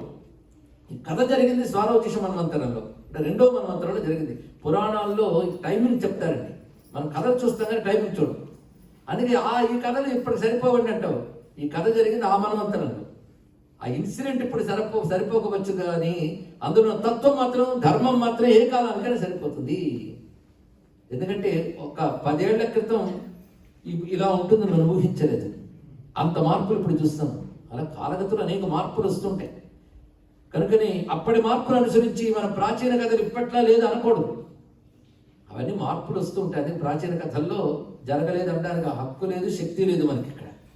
అయితే అక్కడ కథ ఏది జరిగినప్పటికీ అందులో ఉన్న భావాలు, స్పందనలు అవి ఏ కాలానికైనా, ఏ దేశానికైనా సరిపోతాయి. అలాంటివి చెప్పబడుతున్నాయి. ఇది స్వారోచిష మన్వంతరం నాటి కథ నాయన. అంటే ఎవరైతే సావర్ణ మనువు కాబోయాడో ఆయనకు కావలసిన ఉత్పత్తి కథ అక్కడ మొదలైంది. చైత్ర వంశం వంశం ఉంది. ఆ వంశంలో ఉన్నాడు ఒక ఆయన పేరు సురధుడు. ఆ రాజు పేరు ఏమిటి? సురధుడి. పేరు గుర్తుపెట్టుకోండి. నేను ఆఖరిలో దీన్ని కూడా డీకోడ్ చేద్దాం, అప్పుడు తెలుస్తుంది. సురధుడు అనేటువంటి రాజు ఉన్నాడు. అతడు పుత్రుల వలె ప్రజల్ని అని చక్కగా పాలిస్తున్నాడు. అందుకే ప్రజా పుత్రానివౌరస అని ఒక మాట చెప్పారు. మంచి రాజు అని చెప్పడం కోసం అదే గొప్ప లక్షణం. ఊరికిన రాజు అని కాకుండా ప్రజల్ని పుత్రుల్లా పాలిస్తూ ఉన్నాడు. పుత్రుని క్షమిస్తాం, వదలం, చక్కగా వాళ్ళ బాగు కోసం చూస్తాం, ఇవన్నీ లక్షణాలు. అలా చక్కగా పాలిస్తున్నాడు. అలాంటి ఆయనకి ఒకసారి దురదృష్టవశాత్తు కోలా విధ్వంసులు అనే శత్రువుడితో యుద్ధం వచ్చింది. అదొక తెగ, ఒక జాతి, వాళ్ళతో యుద్ధం వచ్చింది. ఆ యుద్ధంలో వాళ్ళు పెద్ద బలవంతులు కాదు కానీ వాళ్ళ చేతిలో ఆయన ఓడిపోయాడు. ఇలా ఒక్కొక్కప్పుడు మన బలంతో సంబంధం లేదు, అదే రాత అంటారు ఇక్కడ. కాలం అనుకూలించనప్పుడు ఇలాంటివి జరుగుతుంటాయి. అంతవరకు ఓటమే లేదు, పరంపరగా పాలన చేస్తున్నటువంటి వాడు. అలాంటి ఆయనకు ఓటమి ఎదురైంది. ఆ ఓటములు ఏం చేసినట్టు అధికారాలు సంపదలన్నీ వాళ్ళు హస్తగతం చేసుకుని కేవలం పేరుకు మాత్రమే అన్నట్టు రాజ్యం ఉంచారు సామంతుల్లా. ఆయన వెళ్ళి కూర్చున్నాడు. కానీ ఇదివరకు అధికారంతో ఏలినటువంటి వాడికి ఇక్కడ కేవలం బొమ్మలా కూర్చుంటూ ఉంటే తన ముందే జరుగుతున్నటువంటివి చూస్తూ ఉంటే మనసు బాధ కలిగింది. ఆయనకి ఎలా ఉండేవాడిని అలా అయిపోయినా భావం కలిగింది. అమాచైర్ బలిభిర్దుష్టై దుర్బలస్య దురాత్మభి కోశో బలంచ అపహృతం తత్రాపి స్వపురేతః. తన పట్టణంలో తను కూర్చున్నప్పటికీ తన కోశం తన బలం అంతా వరగధీనమైపోయింది. కనుక తన శాసనం ప్రకారం నడవట్లేదు. ఈ అమాత్యులు మంత్రులు ఉన్నారే, ఈయన అధికారం ఉన్నసేపు ఈయన జై జై జై అన్నారు. ఇప్పుడు అధికారం మారింది కనుక అటు మారారు. తన కళ్ళ ముందే చూస్తున్నాడు. ఇదేనండి ప్రపంచం. ఆహా ఓహో అనుకుంటాం, ఒక్కసారి మారిపోతుంది. పురాణ కథలు ఎందుకు వినాలి అంటే బాగున్నప్పుడు వినాలి, బాగులేనప్పుడు వినాలి. బాగున్నప్పుడు ఇది చూసి మిడిసి పడకు, ఇలాంటి వాళ్ళందరూ పడిపోవడం ఉన్నది అంటే జాగ్రత్త పడాలి. బాగులేనప్పుడు ఓదార్పు కోసం అవి పనికొస్తాయి. కానీ పురాణ కథలు ఎంత చక్కని విషయాలు. ఎప్పుడు స్వారోచిష్ మనమంతా నాటి కథ చెప్తున్నాం, మీరు వింటూ ఉంటే ఇప్పటి కథలా అనిపించకపోతే చెప్పండి. మొత్తానికి ఆ మహానుభావుడు ఈ విధంగా తన రాజ్యంలో తానే బలహీనుడిగా ఉంటూ ఉంటే ఆయనకి నచ్చలేదు. తతో మృగయా వ్యాజేన, కొంత నేను వేట వినోదానికి వెళ్తాను అని చెప్పి తాను గుర్రం ఎక్కి బయలుదేరి పెడుతున్నాడు. అంటే రాజ్యం వదిలేశాడు, ఒక విధంగా పరారయ్యాడు. ఏకాకి హయమారుహ్య జగావ గహనం వనం, ఒంటరిగా ఒక అరణ్యంలోకి చేరుకున్నాడు. మనస్సంతా బాధపడుతూనే ఒకప్పుడు అనుభవించిన రాజ్యం సంపదలు ఇవన్నీ ఇలా పోయాయని మనస్సులో బాధ ఉంటూనే ఉంది. అడవిలోకి వెళ్ళాడు. కానీ ఆయనకు ఎక్కడ మనశ్శాంతి లేదు. అటు ఇటు తిరుగుతున్నాడు. తిరుగుతుంటే అత్యద్భుతమైన ఒక గురువు యొక్క ఆశ్రమం కనబడింది. ముని యొక్క ఆశ్రమం, తపోవాటిక. అది చూశాడు. ఇది ప్రశాంతంగా ఉంది. మునివాటికలు అందరికి ఆశ్రయాన్ని ఇస్తూ ఉంటాయి. అలాంటి ఆ మునివాటికలకు ప్రవేశించాడు ఆయన. ఆ మునివాటికలోకి చేరి విశ్రాంతి తీసుకుంటున్నాడు. కానీ మనస్సుకు మాత్రం శాంతి లేదు. మనం ఒక్కప్పుడు రెస్ట్ తీసుకుందామని ఎక్కడికో బయలుదేరుతుంటాం, కానీ మనస్సుకు రెస్ట్ ఉండదు. చోటు బాగుంటుంది, మనసు బాగుంటుంది. ఏం చేస్తాం? మనం మారితే సరిపోదు, మనసు మారాలండి ఇక్కడ. అందుకే అడవులకు వెళ్ళినప్పటికీ కూడా శాంతి అంత తేలిగ్గా రాదు. అదే నువ్వు కారడవిలో ఉండడం మేలని ముందు చెప్పిన వాడు నువ్వు అడవికి వెళ్ళి బాగుపడమని తర్వాత చెప్పాడు. ప్రాణాలు రెండు వేసుకుంటాం. తాను అడవి నుండుట మేలు అన్నాడు ముందు. తర్వాత కాననకులు ఏగిననైనా హరిప్రబోధములు వచ్చినాయి అన్నాడు. కానీ మనస్సులో శాంతి లేనప్పుడు మనం ఎక్కడికి వెళ్ళినా శాంతిగా ఉండలేము. కానీ శాంతి కోసం ఎక్కడికో పారిపోతే ఎలా అండి? అది మనసులో ఉండాలి. అది మహానుభావుడు ఆ మునియాశ్రమంలో తిరుగుతున్నాడు. అక్కడ ఉన్నటువంటి మంచి వసతులు విడిది చేశాడు. సమయానికి అన్నీ అందిపోతున్నాయి, భోజనం భాజనం ఇత్యాదులని. వాళ్ళతో పాటు మెడిటేషన్ కాబట్టి వాడు కూర్చుంటున్నాడు. కానీ వాళ్ళందరూ ధ్యానం చేస్తుంటే ఈయనటో ధ్యానం చేస్తున్నాడు. మనస్సుకి ఏమీ శాంతి లేదు. ఎందువల్ల అంటే సహ అచింతయ తదా తత్ర మమత్వాకృష్ట మానస. కొన్ని పదాలు ఉంటాయండి, వ్యాసుడు వేసిన పదాలు భలే ఉంటాయి. మమత్వ ఆకృష్ట మానస, మమత్వం వైపు ఆకర్షింపబడ్డ మనస్సు ఉన్నవాడు అన్నారు ఇక్కడ. మమ అంటే నాది అనే భావం. నాది అనే భావం ఒకటి అది రాజ్యంతో, సంపదతో, కోశాగారంతో, సైన్యంతో ముడిపడిపోయింది. తాను అడవిలో ఉన్నా అది లాగుతుంది అక్కడికి. మమ అనే భావం అక్కడుంది కనుక ఇతను అడవిలో ఉన్న, ముని ఆశ్రమంలో ఉన్న వాళ్ళందరూ శాంతిగా ఉన్నా ఈయనకి శాంతి లేదంటే మమత్వాకృష్ట మానస. వాళ్ళ గురించి ఆలోచిస్తున్నాడు. ఎలా ఆలోచిస్తున్నాడు అంటే మత్పూర్వైపాలితం పూర్వం మయాహీనం పురం. ఒకప్పుడు మా పూర్వీకులందరూ పాలించారు, నేను చాలా పాలించాను. ఆ పట్టణం ఇప్పుడు ఎలా అయిపోయింది, రాజధాని నగరం. అక్కడ నాకు ఏమీ ఇప్పుడు అధికారం లేకుండా పోయింది. చూస్తూ ఉండగా నా అనుకున్న సంపదలు, నా వారు అనుకున్న సైన్యము, మంత్రులు అందరూ కూడా నా వారు కాకుండా పోయారు. మద్భృత్యై, ఒకప్పుడు నాకు భృత్యులుగా ఉన్నటువంటి వారు ఇప్పుడు వారికి భృత్యులు అయ్యారు. ఆహా, ఎంత ఆశ్చర్యకరంగా ఉంది. అసలు నేను ఎంత సంపాదించాను? గజబలం, అశ్వబలం, పదాతి బలం, రథబలం ఇవన్నీ చేశాను. పైగా నాకు అభిరుచితో వాటి క్వాలిటీ ఇవన్నీ తెచ్చిపెట్టుకున్నాను. అందులో ఏనుగులు తెచ్చాను నేను. ఆ ఏనుగులు ఒక ఏనుగు ఉంది చూసారా, అసలే మమత్వం. అందులో ఏనుగు. మన ఊరు వెళ్తూ పక్క కుక్కని తీసుకెళ్ళాం కనుక ఎవరి దగ్గర పెడతాం. అక్కడికి వెళ్తాం కానీ అక్కడ కాశీ అన్ని తిరుగుతుంటా, కుక్క ఎలా ఉందని ఆలోచిస్తాం. అది మమత్వ కృష్ణ మానస. అక్కడ వెళ్ళి హరిద్వార్లో మునిగాడు. కానీ నేను ఆ కుక్కని అక్కడ పెడుతుంటాను, కేరింగ్ సెంటర్లోనే పక్కన పెడతాను. వాళ్ళు సరిగ్గా పెడుతున్నారో లేదో, అబ్బాయి ఎంత బాగుండేది. అక్కడ శివుడు కనబడి, గంగ కనబడి, కుక్కే కనబడి, అది ఒక తీర్థ. అలా ఈయన గారు కూడా నజానే సప్రధానో మే సూరో హస్తి సదామద. మంచి మదగజం నేను చక్కగా ఎంపిక చేసి తెచ్చుకున్నాను. అది ఎలా ఉందో సాధారణంగా నేను పెడితే కానీ కబడం తినదు. అలా తింటుందో లేదో అసలు ఈ మంత్రులు వాళ్ళు ఎలా చూడాలో తెలియదు. ఈ కొత్త రాజు ఎలా చూస్తాడో ఏమిటో. రాజ్యం పేరు ఏనుగు మీద మమకారం ఉందండి. నువ్వు నవ్వుకోవడం లేదు, మనము ఆలోచిస్తే అట్టంటే చేస్తుంటా, బయటకు చెప్పాం కానీ అవతల వాడు నవ్వుతాడు. ఇలా బాధపడుతున్నాడు ఇక్కడ. వీడు మమ వైరవశం జాత. ఆ ఏనుగు కాస్త వైరవశం అయిపోయింది, శత్రువుడికి వశం అయిపోయింది. ఇలా ఆలోచిస్తున్నాడు. కొన్ని రోజులు గడిచిపోయి మనసులో అండర్స్ట్ పెరిగిపోయింది. ఎందుకంటే దుఃఖం బాగా ఉన్నప్పుడు అలాంటి వాడు ఉంటే బాగుంటుంది. కానీ అందరూ హాయిగా ప్రశాంతంగా ఉన్నారు అక్కడ. ధ్యానం, జపం, అధ్యయనం. వీడు ఒక్కడికి బాధ తప్పడం. సృష్టిలో ఏంటంటే ఒక్కడు బాధపడుతుంది తోచదు, అలాంటి మొహం మరొకటి కనబడితే తృప్తిగా ఉంటుంది. అదొక సైకాలజీ. ఏం చేస్తాం, అలా చూస్తున్నాడు. ఒకరితో కొత్త ఆయన వచ్చాడు, ఫేస్ పోల్చేశాడు, ఒకేలా ఉన్నాయి అని. మిగిలిన వాళ్ళకి డిఫరెన్స్ కనపడిపోయింది. మిగిలిన వాళ్ళు వచ్చి ధ్యానం, అధ్యయనం. వీడు కూర్చున్నాడు కానీ పేరుకి. అందరూ ధ్యానం చేస్తుంటే అటు వీడు చూస్తాడు, అటు ఇలా కాలు కలుపుతుంటాడు. పొడిచి వచ్చి వీడు ఈ క్యాండిడేట్ కానీ వీడు స్పెషాలిటీ. నువ్వు ఎందుకంటే వీడలా ఉన్నాడు కదా, కనుక తన లక్షణాలు ఉన్నవాడిని తొందరగా పోల్చగలడు. అది పోల్చి నెమ్మదిగా వాడి దగ్గరికి వెళ్ళి అడిగాడు. సపృష్టస్తే నా కష్టం భో. ఆయన నువ్వు ఎవరివి, ఎక్కడి నుంచి వచ్చావు అన్నాడు. కొంతసేపటికి ఆయన చెప్పాడు, సమాధిర్నామ వైశ్యోహం. నేను ఒక వ్యాపారవేత్తనయ్యా, నా పేరు సమాధి. ఉత్పన్నో ధన్యనాంకులే, నేను మంచి సంపన్నుల ఇంట్లో పుట్టాను. పుత్రుడు, భార్య అందరూ చక్కగా ఉన్నారు నాకు. అయితే కొన్నాళ్ళు నేను పెద్దవాడిని అయ్యేటప్పటికల్లా నా పుత్రులను తరిమేరు. పోనీ ఆవిడ అంటే పుత్రాభిమానం చేత మీరు వెళ్తే వెళ్ళండి, నేను ఇక్కడ ఉంటానని. ఇలా వీళ్ళందరూ తరిమి కొడితే ఇక్కడికి వచ్చేసాను. అందుకే నేను పెద్దవాడిని అయ్యేటప్పటికీ అధికారం వాళ్ళకి వచ్చింది కనుక ఇంకా నా అవసరం లేదని చెప్పి నా తరిమి కొట్టారు. వింటుంటే ఇప్పుడు విన్నట్టే ఉంది కదా. ఇలాంటి సంసారాల బాధ సన్యాసి బలి చెప్పాడు. అంటే ఎలా తెలుసుకున్నాడో ఊహించాడు కనుక సన్యాసి అయిపోయాడు. మనకు తెలియదు కానీ అనుభవించి సన్యాసి కాలేదు.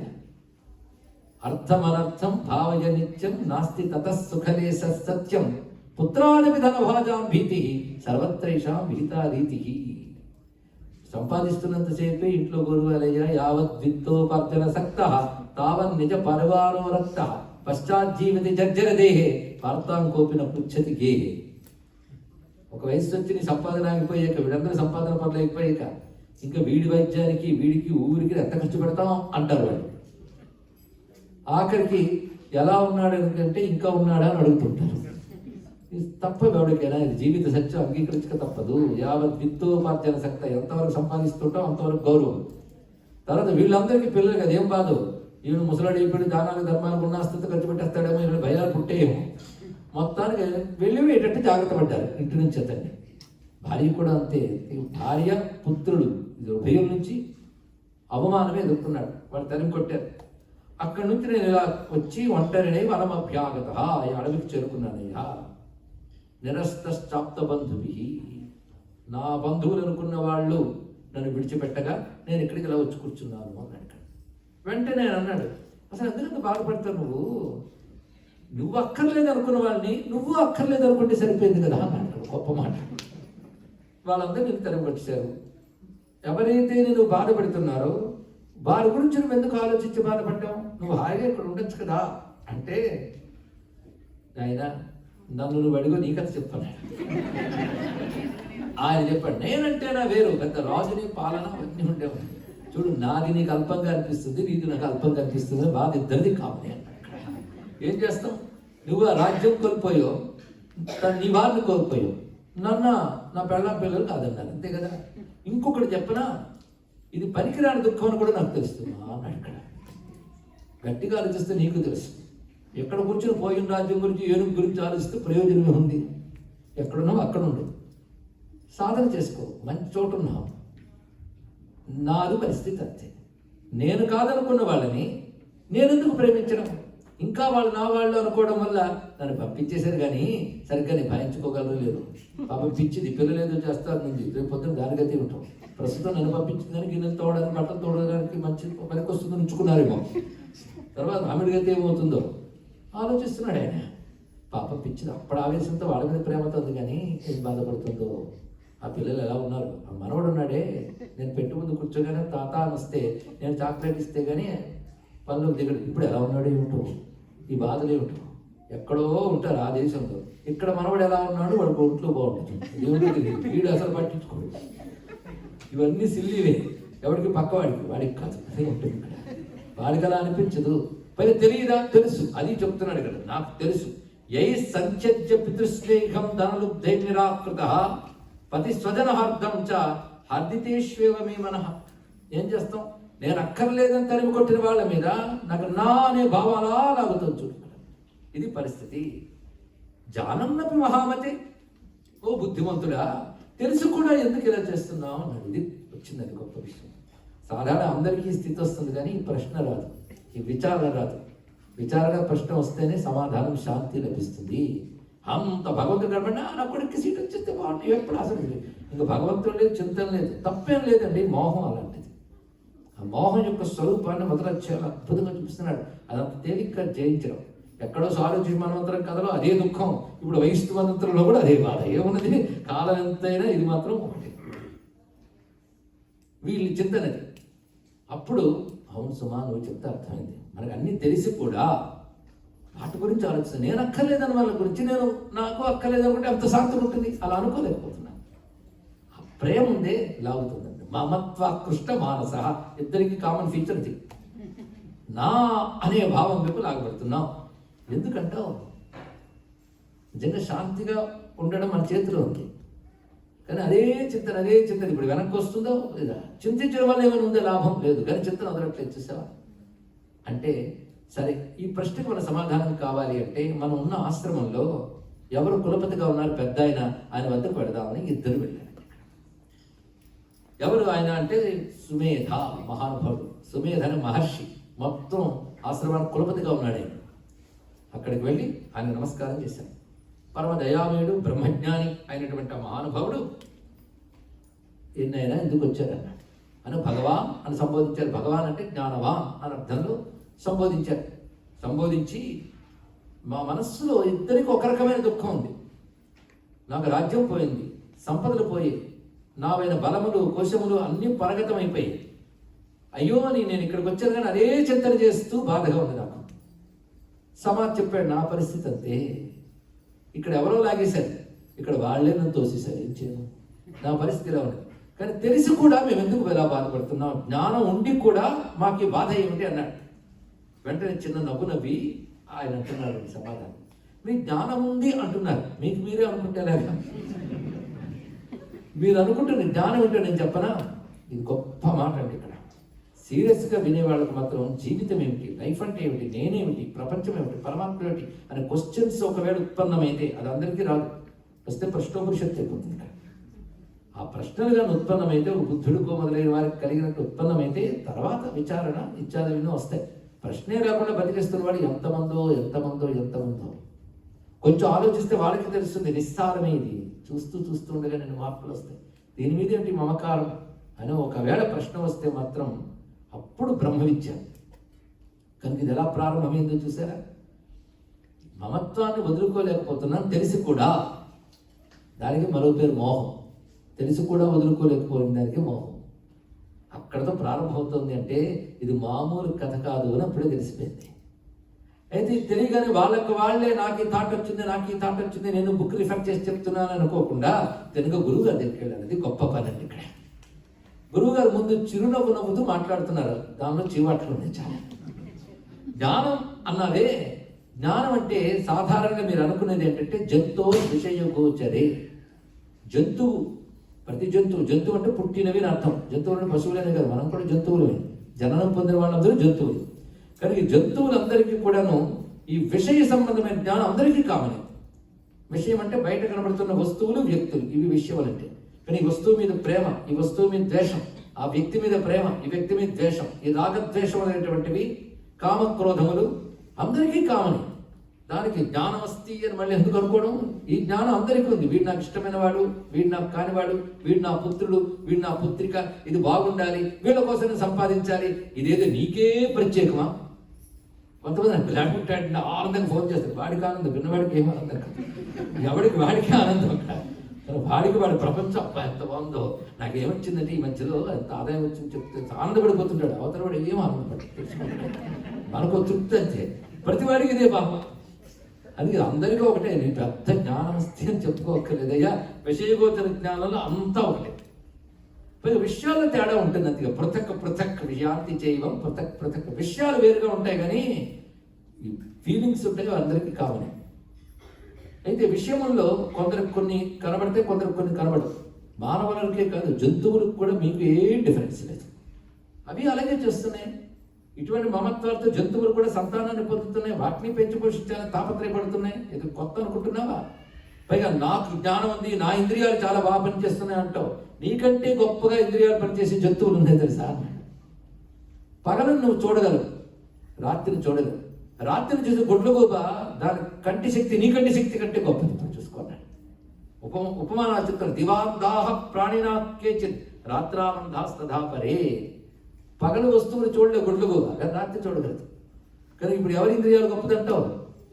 కానీ ఇంద్రియ శక్తులు చూస్తే అక్కడెక్కడ జూలో కొన్ని జంతువులు కనిపించలేదు ఒకరోజు. ఎందుకో తెలియలేదు జూ అధికారికి. 2వ రోజుకి భూకంపం వచ్చింది. అంటే 2 రోజుల తర్వాత రాబోయే భూకంపం గురించి ముందే తెలుసుకున్న జంతువులు సురక్షిత ప్రాంతాలకు తరలిపోతున్నాం. తర్వాత భూకంపాలు వచ్చి మనుషులు మునిగిపోయాయి. ఏం చేస్తాయి ఇక్కడ? అంటే దీన్ని బట్టి వాటి సెన్సెస్ అంత గట్టిగా చూడు.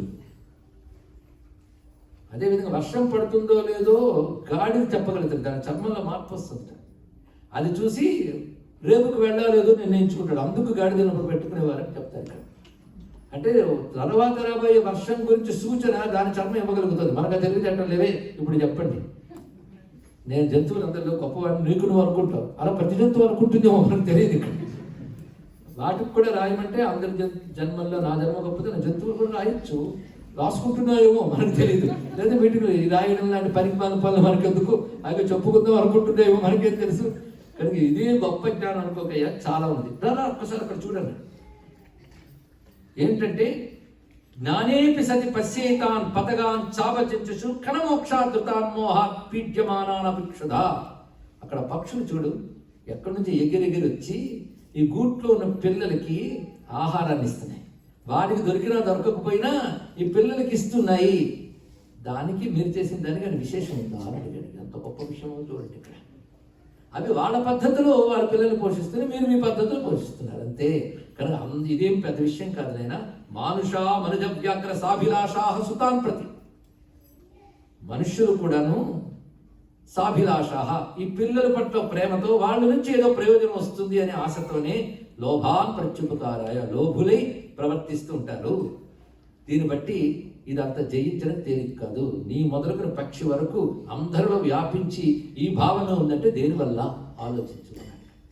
దేనివల్ల అంటే తథాపి మమతావర్తే మోహగర్తే నిపాతిత. వీళ్ళందరూ మోహం అనే గుంటలో పడిపోయారయ్యా అన్నాడు. మోహగర్తే అది ఎలాంటిదంటే సుడిగుండాలు ఉంటూ ఉంటాయి. అక్కడ ఒక ఆవురు తిరుగుతూ ఉంటుంది, ఆ గుంటలో పడితే మనం తిరిగిపోతాం. కానీ మమత అనే గుంట ఎలాంటిదంటే, మోహం అనే గుంట ఎలాంటిదంటే మమత అనే సుడితో ఉంటుంది అన్నాడు. ఏమో కవిత్వం వెతికితే వ్యాసుడు పురాణం కంటే గొప్ప కవిత్వం ప్రపంచంలో మీరు ఎక్కడ చూపించలేదు. ఈ మాట చెప్పడంలో నాకేమీ సందేహం లేదు. మమతావర్తే మోహకర్తే, మమత అనే సుడితో కూడినటువంటి మోహం అనే గుండం. ఆ గుండంలో తిరుగుతూ ఉంటారు ప్రతివాడు గిర్రుమని. అలా తిప్పే శక్తి ఉంటుందయ్యా. మహామాయ ప్రభావేన. మహామాయ అని ఉంటుంది, అది పరమేశ్వర శక్తి. అది దైవీయేష గుణమయ్యి మమమాయ అన్నాడు. అది ఆయన శక్తి, దాన్ని నువ్వు కంట్రోల్ చేయలేవు. ఆ మహామాయ ఉన్నది, ఆ మహామాయ ప్రభావం.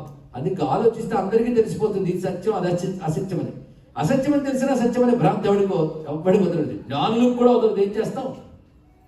జ్ఞానినామపి చేతాంసి దేవి భగవతి హిస బల ఆకృష్య మోహాయ మహామాయ ప్రయచ్చతి. ఇక్కడ చెప్తున్నాడు ఆయన. జ్ఞానులైన వాళ్ళ చిత్తం కూడా లాగేస్తుంది. ఇక్కడ జ్ఞానులు అంటే 2 రకాలు చెప్పారు. జ్ఞానికి బంధం లేదని శాస్త్రం చెప్తాం. మీరేం చెప్పారు? జ్ఞాన్ని మాయ లాగేస్తుందని చెప్పారు. ఏమిటయ్యా అంటే జ్ఞానం 2 రకాలయ్యా. పరోక్ష జ్ఞానం, అపరోక్ష జ్ఞానం 2 రకాలు. పరోక్ష జ్ఞానం అంటే పుస్తకాలు చదవగా, గురువుల దగ్గర వినగా ఒక జ్ఞానం కలుగుతుంది. ఆత్మయే సత్యం, దేహాలు అనిత్యం, వైరాగ్యం కలగాలి, ఇవన్నీ చెప్తూ ఉంటాడు. వాడికి పాపం కలగాలని అనుకుంటున్నాడు. చెప్పేవారు వినేవారు. క్లాస్ అయిపోయింది, పుస్తకాలు మూసుకుని ఇంటికి వెళ్తాడు. తర్వాత వాడు కూడా మళ్ళీ ఇలాంటి గోళ్ళని పడుతుంటారు. లోకంలో చూస్తుంటాం. ఒక ఆయన బోళ్ళంత ఉపన్యాసం చెప్పి ఆత్మజ్ఞానం చాలా ఇదేమీ అక్కర్లేదు అన్నట్టు. ఇక్కడ ఆయనకి ఇచ్చే దక్షిణలో రూపాయి తగ్గింది. ఇంకా వేసుకున్నాడు జగడం, ఇంత చెప్పింది వేదాంతం. ఏం చేస్తే ఇవన్నీ మహాప్రమాదం. ఇది చూసి పశ్వాదిపి రవిశేష అంటారు ఆదిశంకరుడు సూత్ర భాష్యంలో. పశువుల కంటే ఏమీ తేడా లేదయో పండితులకి అని చెప్పాడు ఆయన. ఎందుకంటే వాళ్ళు చక్కగా చెప్తున్నారు, వీడు చక్కగా విన్నాను అనుకుంటాడు, నాకు క్లియర్గా అర్థమైపోయింది అంటాడు వీడు. ఇక్కడ ఇంకోటి అయ్యో నాకు అర్థం కాలేదు అనుకుంటాడు. పొజిషన్ మాత్రం సేమ్. ఆడిది వీడు కూడా మళ్ళీ వీటి కోసమే వంపర్లాట, వీటి కోసమే తంపర్లాట. ఒక ఆయన జగత్తంతా మిచ్చయ్యా అన్నాడు. ఇక్కడ అడవులో చెప్తున్నాడు క్లాస్ అంటే ఊళ్ళలో తిరిగితే బాగుంటుంది కనుక రిట్రీట్ అనమాట. అడవులో పెట్టి వేదాంతం చెప్తున్నాడు. ఇక్కడ అందరూ వింటున్నారు. ఈ లోపల ఇది మిథ్యా అది మిథ్యా అని చెప్తుంటే ఏనుగులు వచ్చాయి. ఎప్పటి నుంచో వ్యాస పెట్టి పరిగెత్తారు. వీళ్ళందరూ పరిగెత్తారు. ఒక రెస్టింగ్ పాయింట్ వచ్చిన వరకల్లా ఏమిటంటే అంతా మిచ్చన్నారు, మీరు పారిపోయింది అంటే పారిపోవడం కూడా మిచ్చరు ఆయన. ఏం చేస్తాం? వినడానికి బాగుంది. ఇలా చమత్కారాలతో అటు సమర్థిస్తూ ఇటు సమర్థిస్తూ వాడిని తిట్టా వీడిని తిట్టా నా సిద్ధాంతం గొప్పదని తిరిగే వాళ్ళు ఉంటారు. అలాంటి జ్ఞానుల గురించి చెప్పాడే తప్ప బ్రహ్మజ్ఞానం పొందిన ముక్త జీవులు ఉంటారే, ఒక రమణ మహర్షి, రామకృష్ణ పరమహంస, అటువంటి జ్ఞానులు, వాళ్ళ జ్ఞానులు వాళ్ళది పరమాత్మ అనుభవంలోకి తెచ్చుకున్నారు. వీళ్ళు అర్థం చేసుకున్నారు. అర్థం చేసుకోవడం వేరు, అనుభవ జ్ఞానం వేరు. అర్థం చేసుకున్న వాళ్ళు కూడా దొరకరండి. పరోక్ష జ్ఞానం తేలిక అనుకున్నారా? అంత వేదాంతం అంత తేలిక అర్థం కాదు. ఏదో చెడ్డీ సబ్ చదివితే ఏం చేస్తే ఏమొస్తుందో చెప్తారని వస్తే మోహము జ్ఞానం మొదలెట్టారండి అని విసుక్కున్న వాళ్ళు కూడా ఉంటారు. ఇంతమంది రేపు మళ్ళీ సందేహమే. మొత్తం ఏం చేస్తాం? అయితే ఇవన్నీ వద్దని చెప్తుంది. ఇక్కడ గొప్ప పాయింట్ చెప్తున్నాడు. ఇంత ఉన్నా తెలిసిన వాళ్ళు కూడా పడిపోతున్నారు. జ్ఞానినామపి చేతాంసి, జ్ఞానుల యొక్క చిత్తములను కూడా ఆ మహామాయ, ఆవిడే దేవి భగవతి. ఆ మహామాయయే దేవి భగవతి. భగవతి అంటే సర్వశక్తి సంపన్నురాలు, నాకు అర్థం చేసుకోండి ప్రస్తుతానికి అంతే. దేవి భగవతి హిస్సా ఆవిడుందే, ఆవిడ బలాల అకృష్యం, బలంగా లాగి మోహాయ, ఈ మోహం కోసం తిప్పుతుంటుంది మహామాయ. ఎందువల్ల అంటే మాట చెప్తాడు, సంసార స్థితికారిణ.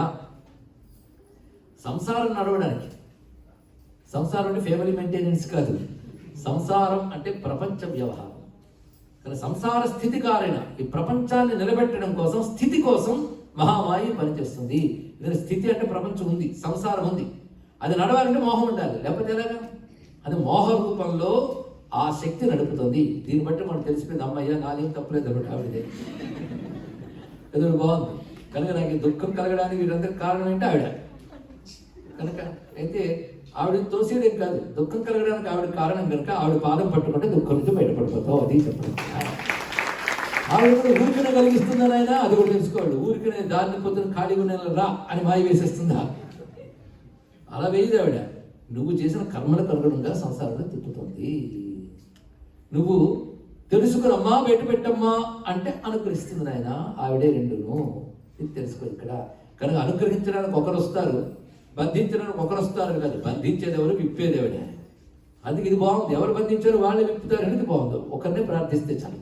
ఎందుకంటే ఆవిడ ఇంకోటి వచ్చి విప్పేస్తే మరొకటి వచ్చి కట్టేస్తారు. రెండూ ఒకరైతే బాధ లేదు. ఎప్పుడు కట్టాలో ఎప్పుడు విప్పాలో తెలుసు ఆవిడికి. ఇది ఊరికైనా కడుతుందా అంటే కట్టకపోతే ప్రపంచం నడదు కదా ఆయన. అందుకే నువ్వు దాన్ని కాదనడానికి లేదు. అందరికీ వేదాంత విచారణ వస్తాయా? అది ఇద్దరు భక్తులు పెట్టాడు ఇక్కడ. అది గొప్పటి. చివరికి తెలుస్తుంది. సురథుడు సమాధి వాళ్ళిద్దరికి చెప్తున్నాడు ఆయన.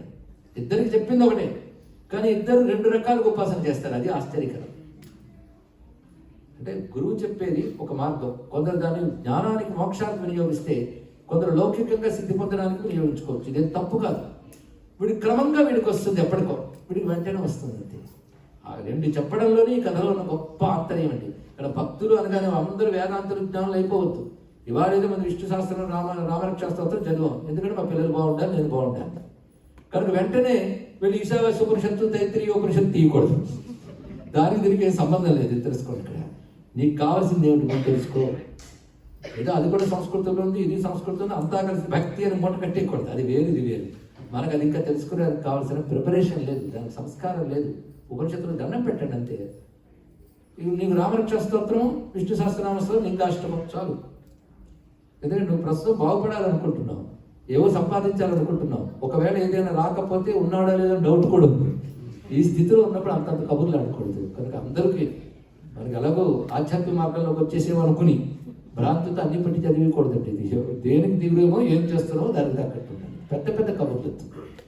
కానీ ఇవాళ ఏదో విష్ణు శాస్త్రం కోసం క్లాసులో చేరి ఉపనిషత్ క్లాస్కి వెళ్ళిపోతే లాభం లేదు. దానివల్ల ఒకదాని కూడా అర్థమై కర్మభ్రష్టత్వం కూడా వస్తుంది. ఎందుకు ఏమిటి నీకేం కావాలనుకుంటున్నావు ముందు అది ప్రశ్న వేయాలి. మనకేం కావాలో మనకే క్లారిటీ లేక కనబడే ప్రతి పుస్తకం చదివితే కన్ఫ్యూజ్ అవుతాం. తెలుసుకోండి. ఇక్కడ ఉపనిషత్ క్లాస్కి అటెండ్ అయ్యేటప్పుడు ఎక్కడో మరో దేశంలోనూ మన వాడికి కడుపు నొప్పి వచ్చింది, ఇంకా క్లాసులో మనసు నిలవదు. పక్కవాడికి చెప్తాడు ఎలా వెళ్ళిపోతాను, తర్వాత గురుగారు అడిగితే చెప్పేసేది. ఇంకా వాడు ఎక్కడున్నాడు, వాడికి ఎందుకంటే క్లాసు తనకు వైరాగ్యం లేదు. మఠం వేయకుని శంకరుడే మందలించారు. అక్కడ వైరాగ్యం లేనంత వరకు తప్పే లేదు. అందరికి వైరాగ్యం రావాలని ఉందా? మోహం కూడా ఆవిడే తిప్పుతున్నప్పుడు ఆవిడెందుకు ప్రయోజనం కోసం తిప్పేస్తుంది చెప్పని అందరూ నేను తిరుగుతాం. కానీ తిరుగుతున్న సేపు మనం మర్చిపోకూడదు. బయట పెట్టేమని చెప్పడమే కాదు, కాస్త పడిపోకుండా తిప్పమని అడగాలి. కానీ మొత్తం నావిడ పట్టుకోవాలి. ఆ మాట చూపిస్తున్నాడు. మహామాయ, ఆ మహామాయ తిప్పుతోంది అందరినీ కూడా. సంసార స్థితి కారిణ. సరిగ్గా మహాభారతంలో భీష్ముడు అప్పశయ్య మీద ఉంటాడు, కృష్ణ పరమాత్మ అక్కడ వస్తాడు. ఇప్పుడు భీష్ముడు కృష్ణుడిని స్తోత్రం చేస్తాడు. ఇక్కడ అత్యద్భుతమైన స్తోత్రం. అక్కడ ఒక మాట అంటాడు చాలా విశేషంగా, సర్గస్య రక్షణార్థాయ తస్మై మోహాత్మనే నమః అంటాడు. సృష్టిని రక్షించడం కోసం మోహ రూపంలో ఉన్న విష్ణువానికి నమస్కారం అన్నాడు. ఇక్కడ మోక్షమే విష్ణువు కాదయ్యా, మోహం కూడా విష్ణువే అన్నాడు. ఎంత అద్భుతం! మోహంలో మోక్షంలో విష్ణువుని చూడగలిగే వాడికి మోక్షం వస్తుంది. ఇది ఆలోచించుకోండి. ఇక్కడ రెండూ విష్ణువే.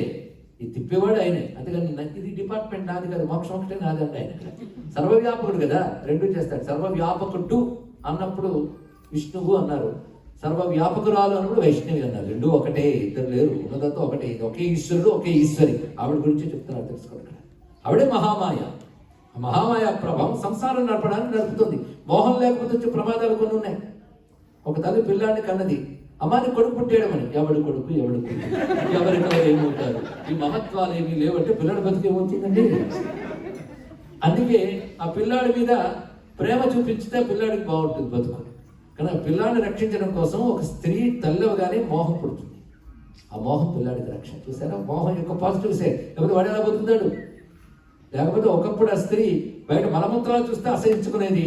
ఎవరైనా పిల్లలు ఎత్తుకుంటూ మూత్ర విసర్జన చేస్తే బాధపడేది. ఇప్పుడు తన పిల్లాడు మలమూత్ర విసర్జన విసుక్కోకుండా చేస్తోంది అంటే మోహం ఎంత శక్తివంతమైనది, ఇక్కడ ఎంత విశేషమైనటువంటిది. ఆ మోహం అలా ఆక్రమించలేకపోతే జగత్తు నడుస్తుందా? అందుకే సర్గస్య రక్షణార్థాయ సంసార స్థితి కారిణ. ఎప్పటి వరకు ఇంకా వాడు పెద్ద వాడికి పిల్లలు ముద్ద అంతవరకు వాడికి దారుకోకుండా ఉండాలి. ఎప్పటికప్పుడు విచారణ వచ్చి నీ జీవుడు తరించడం మళ్ళీ కావాలి. కనుక ఇది ఎలా ఉండాలంటే నెక్టై ఇలా ఉండాలండి అన్నాడు ఆయన. నెక్టై పెట్టుకుంటారు, గట్టిగా పిస్తే నెక్ ఉండదు, లూజ్ చేస్తే టై ఉండదు. అది ఎలా ఉండాలో అలా ఉండాలి. అలాగే ఇవి కూడా ఎంతవరకు ఉండాలో తెలియాలి. ఆ బ్యాలెన్స్ అందరికీ సాధ్యమవుతుందా? మళ్ళీ అది పెద్దించుకో. అంటే సంసారంలో ఉన్నంతకాలం బాధ లేకుండానే ప్రతివాడు కోరుకుంటాడు. కానీ చేసిన కర్మ మాత్రం బాధకు కావాల్సి ఉంటుంది. అప్పుడు ఏం చేయాలంటే వీటి నుంచి ముందు బాధ లేకుండా హాయిగా అన్నీ వచ్చేటట్టు ఇష్టప్రాప్తి అనిష్టపరిహారం జరగాలంటే ఆ మాయనే ఆశ్రయించాలి. అప్పుడు ఆవిడ నీకు వేదాంత క్లాస్ తీసుకోవచ్చు, భర్త దాకా ఎత్తగలేదని ఆవిడికి తెలుసు. ఆవిడ అప్పుడు నీకు కావాల్సిన ఇస్తుంది. ఒకవేళ నీ కర్మలో నువ్వు చేసిన సాధనకు తగ్గట్టుగా తీర్చలేని శక్తి ఉంటుందనుకోండి, తట్టుకునే శక్తి నేనిస్తాను. క్రమంగా ఎప్పటికో ఊరుకోదా తల్లి. నువ్వు కోరికల కోసమో దేనికోసమో ముందు ఆశ్రయించు. చెయ్యగా నీకు చిత్తశుద్ధినిచ్చి ఈ ప్రపంచం క్షణభంగరం, సత్యమైన వస్తువు ఒకటి ఉంది అని ఎరుక నీకు కలిగించి ఒక సద్గురువు రూపంలో ఆ తల్లి జ్ఞానోపదేశిస్తుంది. కనుక బంధించేది ఆవిడే, విడిపించేది ఆవిడే. అందుకే పశుపాశ విమోచని. మధ్యలో లలితా శాస్త్రం చెప్తారండి, అది ఒకటే కదండి, అందుకోసం మరొకటి కాదు. మొత్తానికి జ్ఞానినాభవ చేతాంసి. మనం దుర్గా సప్తశ్లోకి నవశ్లోకి చదివేటప్పుడు మొదటి శ్లోకం ఇది. అంత మహిమాన్వితమైన శ్లోకం కనుక జ్ఞానుల యొక్క చిత్తాలు కూడా లాగేది. దీన్ని బట్టి నేనుగా ఆయన జయించాను అనుకోవడానికి లేదు. నువ్వు జయించేది ఏమిట్రా? జయించేది అనుకున్నావా లాగేస్తుంది. అందుకే నాకు అహంకారం లేదంటే అదో అహంకారం ఆయన అన్నారు గురువు గారు. ఏం చేస్తాం? కానీ మాయను జయించడం సామాన్యమైన విషయం కాదు. దానికి మరొక పేరు అజయ. మాయకు పేరండి అజయ. అంటే దాన్ని ఎవరు జయించలేరు, దాని లక్షణం అది. స్వామి చెప్పాడు, ఆ ఒడి జయించలేడు. దేవీ యశ గుణమీ మమ మాయ దురత్యయ. అది తెలియాలంటే మామేవయే ప్రపంచత్తే, ఆయన ఆశ్రయించడమే దిక్కు, మరొక లాభం లేదు. నీ కుస్తీతో ఏమి సాధించరు, సరెండర్ నేను చూసుకుంటాను అన్నాడు. అది చేయాలి. అందుకే అక్కడ ఆయన, ఇక్కడ ఆవిడ. మొత్తానికి అమ్మవారు అంటే ఏమిటో ఈ 3 శ్లోకాల్లో, ఈ 3 శ్లోకాలు అత్యంత ప్రధానం అంటే మొత్తం దేవి మహాత్మ్యానికి. అంటే మిగిలినవి కావాలి నేను అనలేదండి. ఇక్కడ మధ్య మధ్యలో లాగడానికి చెప్తూ ఉంటాయి. తయా విసృజ్యతే విశ్వం జగదేత చరాచరం. తయా విసృజ్యతే, ఆ మహామాయ చేతనే ఈ జగత్తంతా సృష్టిపబడింది. జగదేత చరాచరం, మానవ సృష్టి సృష్టి కాదు, చర అచర జగత్తు మొత్తం. అంటే స్థావర జంగమాత్మకమైన కథలని కదిలేటువంటి సర్వ జగత్తు కూడా మహామాయ ప్రభావం చేతనే కలిగినది. కనుక ఈ జగత్తంతా ఎవరు చేస్తున్నారు? ఆవిడ మహామాయ. మరి పరమేశ్వరుడు మాయాశక్తం చేస్తున్నాడు. మాయా ఆయన కలిపే. దీని మాయాశముల బ్రహ్మం అంటారు. దాన్ని ఉపాసనలో మాయతో ఉన్న బ్రహ్మమని ఉపాసిస్తాం. ఎందుకంటే మనం ఉన్నది మాయలో కనుక. అది ఇక్కడ విశ్వాసం. సైషా ప్రసన్న వరద రుణాం భవతి ముక్తయే. ఆ మహామాయ గాని ప్రసన్నురాలైతే, సైషా ఆ పదం వేశాడు. సైషా ఉపనిషత్ పదం యథాతథంగా వేశాడు ఇక్కడ. సా ఏష, ఆ తల్లి ఈవిడి జగత్తును నడుపుతున్న ఆవిడ ప్రసన్నురాలైతే ఆ మానవుడు ముక్తి పొందుతాడు. అంటే బంధించేది మహామాయగా ఆవిడే, ముక్తినిచ్చేది ఆవిడే. ఆవిడ ప్రసన్నురాలైతే ముక్తినిస్తుంది. అది ఇందులో భావం. అంటే బంధించేటప్పుడు ఆవిడ పేరు అవిద్య, ముక్తినిచ్చేటప్పుడు ఆవిడ విద్య. రెండూ చేస్తుంది. కానీ విద్యా స్వరూపిణి అని లలితాశాస్త్రం మనం అనుకుంటున్నాం తల్లిని. కానీ నేను విద్యను పొందుతున్నాను, అవిద్యను జయించాను మనకేం తెలియదు. అమ్మను పట్టుకున్నాను లేదో చూసుకోండి. ఇక్కడ ఆవిడకి తెలిసి ఎంతసేపు ఉంచాలో ఎంతసేపు తీసేయాలో. నేను సాధారణంగా ఒక కథ ఉదాహరణ చెప్తుంటాను. ఇక్కడ కూడా చెప్పానేమో, వరుసగా చెప్పుకుంటే తప్పులేదుగా. 3 ఏళ్ళ గ్యాప్. అందుకే ఒక కథ వచ్చిన ప్రతిసారి చెప్పచ్చేమో మర్చిపోతుంటే. అలా కాదు, కానీ ఈ చెప్పిందంతా కొంచెం అర్థం అవడానికి పనికొచ్చుతుంది. ఉదాహరణ కనుక పునరుక్తి అనుకోకుండా శ్రద్ధగా వినండి. ఒక ఆవిడ గారెలు వేయిస్తుంది. ఆ గారెలు వేయించేటప్పుడు పచ్చివే తీసివేస్తుంది కదా పిండి. అందులో కొన్ని గారెలు బయట పెడుతుంది, కొన్ని గారెలు ఇంకా వేగుతుంది. వేటిని బయట పెడుతుంది? బాగా వేగిపోయిన వాటి. మిగిలిన వాటిని ఎందుకు వేగించింది? కోపమా వాటి మీద? ఇంకా వేగలేదు కనుక. వాటిలో పచ్చి, అలా కర్మల పచ్చి ఉన్న జీవుల్ని ఈ సంసారం అనే మూకిట్లో, మోహం అనే నూనెలో వేసింది అమ్మవారు. తిప్పుతోందని గట్టి పట్టుకుని, కాలం అనే గట్టి పట్టుకుని. ఎప్పుడు తీయాలో ఆవిడకి తెలుసు. నువ్వు తీసేని గారెలే కాదు. వేగేవాళ్ళు చూసి తీస్తుంది బయటికి, వేగకపోతే వేగిస్తుంది అంతే. ఇక్కడ కనుక వేగించేటప్పుడు అవిద్య, తీసేటప్పుడు విద్య, రెండో ఒకే అమ్మా. సరే, గాలి ఉపమానంతో మన విషయం అంతా మొత్తానికి మహామాయ ఆవిడ తల్లి. అందుకే ఇప్పుడు అక్కడ తెలిసిపోయింది మనకి. ఇంకా చక్కగా వేగాలన్నా ఆవిడనే పట్టుకోవాలి, బయటపడాలన్నా ఆవిడనే పట్టుకోవాలి. కనుక మోహంలో ఉన్నప్పుడు ఇదే సత్యం అనిపించినప్పుడు వీటిల్లో దుఃఖపడకుండాను, ఒకడు దుఃఖం కలిగినా తట్టుకునేటట్టు ఆ తల్లి అనుగ్రహించాలి. క్రమంగా జ్ఞానం ఇచ్చి ముక్తినిచ్చేది ఆ తల్లి. రెండు కనుక అటైనా ఇటైనా పట్టుకోవాల్సింది ఆవిడనే. అంటే ఫలమపిచ వాచ్ఛాసమధికం, కోరుకున్న దానికంటే ఎక్కువ కాదు. ఎందుకంటే మనం కోరుకుంటాం కానీ ఇంకెంతుందో తెలియదు. ఆయన ఆవిడిచ్చారు. కోరుకున్నది ఇస్తేనగా ఆవిడిచ్చారు. అది కోరుకుంటుంది ఇక్కడ మనకి. ముక్తి కనుక 2 ఉన్నాయి. ఈ 2 ఎవడు కోరుకోడు. ముందు కోరుకునేది ఇదే. వస్తే ముక్తి కూడా రాని అంటాం, కానీ ప్రయారిటీ దీనికే. ఎవడో ఒకరిద్దరు ఉంటారు దానికోసం. వాళ్ళ ప్రకాశతే కాపి పాత్రే. ముక్తి గురించి కబుర్లాడేవారు, ఆత్మానత్వ వివేకం గురించి కబుర్లాడేవారు ఎందరైనా దొరకచ్చు. కానీ దృఢంగా దాని మీద మనస్సు నింపి సాధన చేసేవారికి పొందేవారు కోటికొకడు కూడా ఉండడు. కనుక మన స్థితికి అనుగుణంగా ఏం చేయాలో చేయాలి. ఎంతవరకు విషయం మీద కోరుకుంటుందో, మమత్వం ఉంటుందో, ధర్మం ఉండాలి, భగవదాశ్రయం ఉండాలి. తెలుసుకోండి. ధర్మాన్ని ఆచరించాలి, దైవాన్ని ఆశ్రయించాలి. ఈ 2 క్రమంగా జ్ఞానం కావాలా, అతను ఇక్కడే ఉన్నాడని గ్రహించడం తర్వాత శక్తి. అది ఇది ఇవ్వగలిగిన శక్తి ఆవిడ. చూశారు ఎంత గొప్ప విషయం. అందుకే నాకు ఇంకా మోక్షము జ్ఞానం అర్థం కాలేదు. ప్రస్తుతం ఇది కావాలంటే ఇదే ఇస్తాను, కొన్నాళ్ళకి అది ఇస్తాను. అలాంటి తల్లి దొరికింది మనకి. ఇంకేం కావాలి? అదే సైషా ప్రసన్న వరద రుణా భవతి ముక్తయే. ఆవిడ కానీ ప్రసన్నరాలైతే ఆ మానవులు ముక్తి లభిస్తుంది. ఇంకేమున్నది? సా విద్యా పరమా ముక్తేర్ హేతుభూత సనాతని. అక్కడ చక్కటి పదం వేశాడు. ముక్తికి హేతువైన సనాతనమైన పరమేశ్వరి ఆవిడ. సనాతనం అంటే శాశ్వతం, ఎటర్నల్. ఆవిడెప్పుడు ఉంటుంది. ఇప్పుడు మాయ లేదా? ఒకప్పుడు ఉందా? ఎప్పుడు ఉంటుంది. సనాతని సా విద్య పరమ. ముక్తినిచ్చేటప్పుడు పరమా విద్య.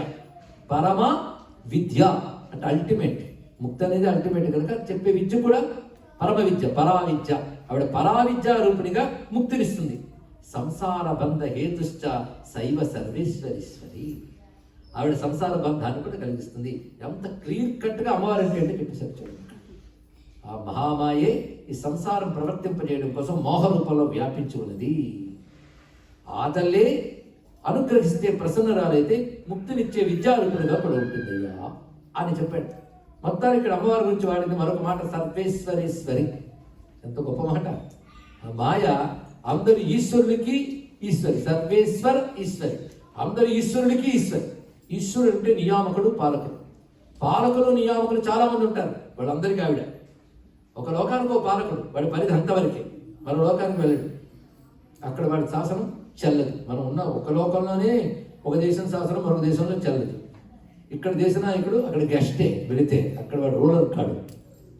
కానీ వాడి పరిధి అంతే. వాడికి మన కాలం టర్మ కూడా ఉంది ఇక్కడ. వాడి దేశ పరిధి, కాల పరిధి ఉంది. అలాగే ఇంద్రలోకంలో ఇంద్రుడే, అక్కడ వెళ్ళి ఎవడు చలాయిస్తాడంటే చెల్లదు.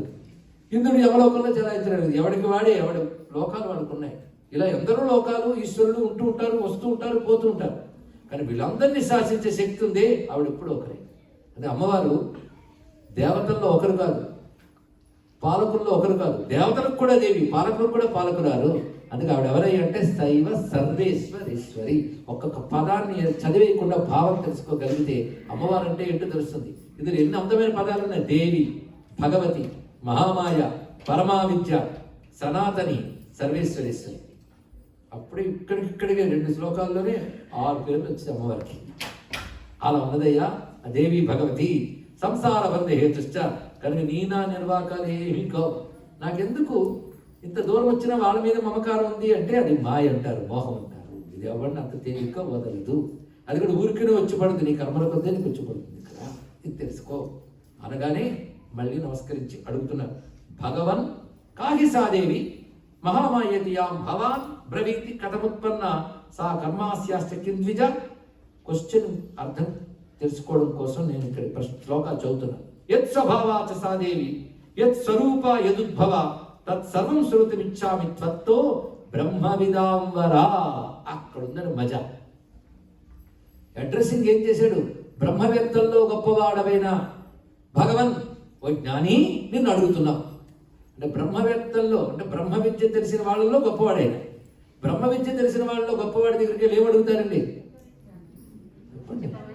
బ్రహ్మ విద్య అడుగుతారు, అంతే కదా. బ్రహ్మ విద్య తెలిసిన వాళ్ళ బ్రహ్మ విద్య. ఎకనామిక్స్ లెక్చర్ దగ్గరికి వెళ్ళి ఎకనామిక్స్ అడుగుతాం కానీ లా చెప్పవయ్యా అని అడగరు కదా. ఎకనామిక్స్లో గొప్పవాడివైన స్వామి నాకు ఈ విషయం చెప్పు అంటే ఎకనామిక్స్ చెప్పని అర్థం ఇక్కడ, మరొకటి కాదు కదా.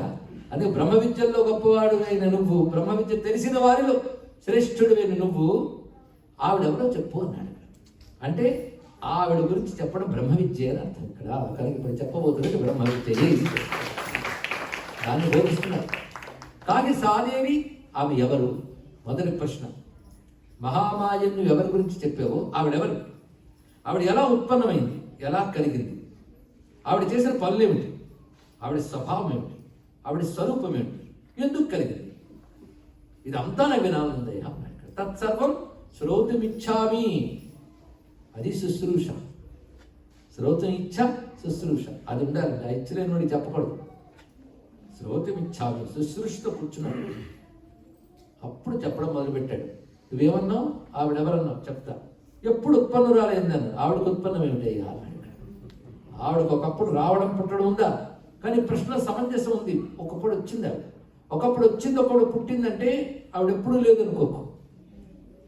ఇవాళ పుట్టింది అంటే ఇదివరకు లేదని అర్థం.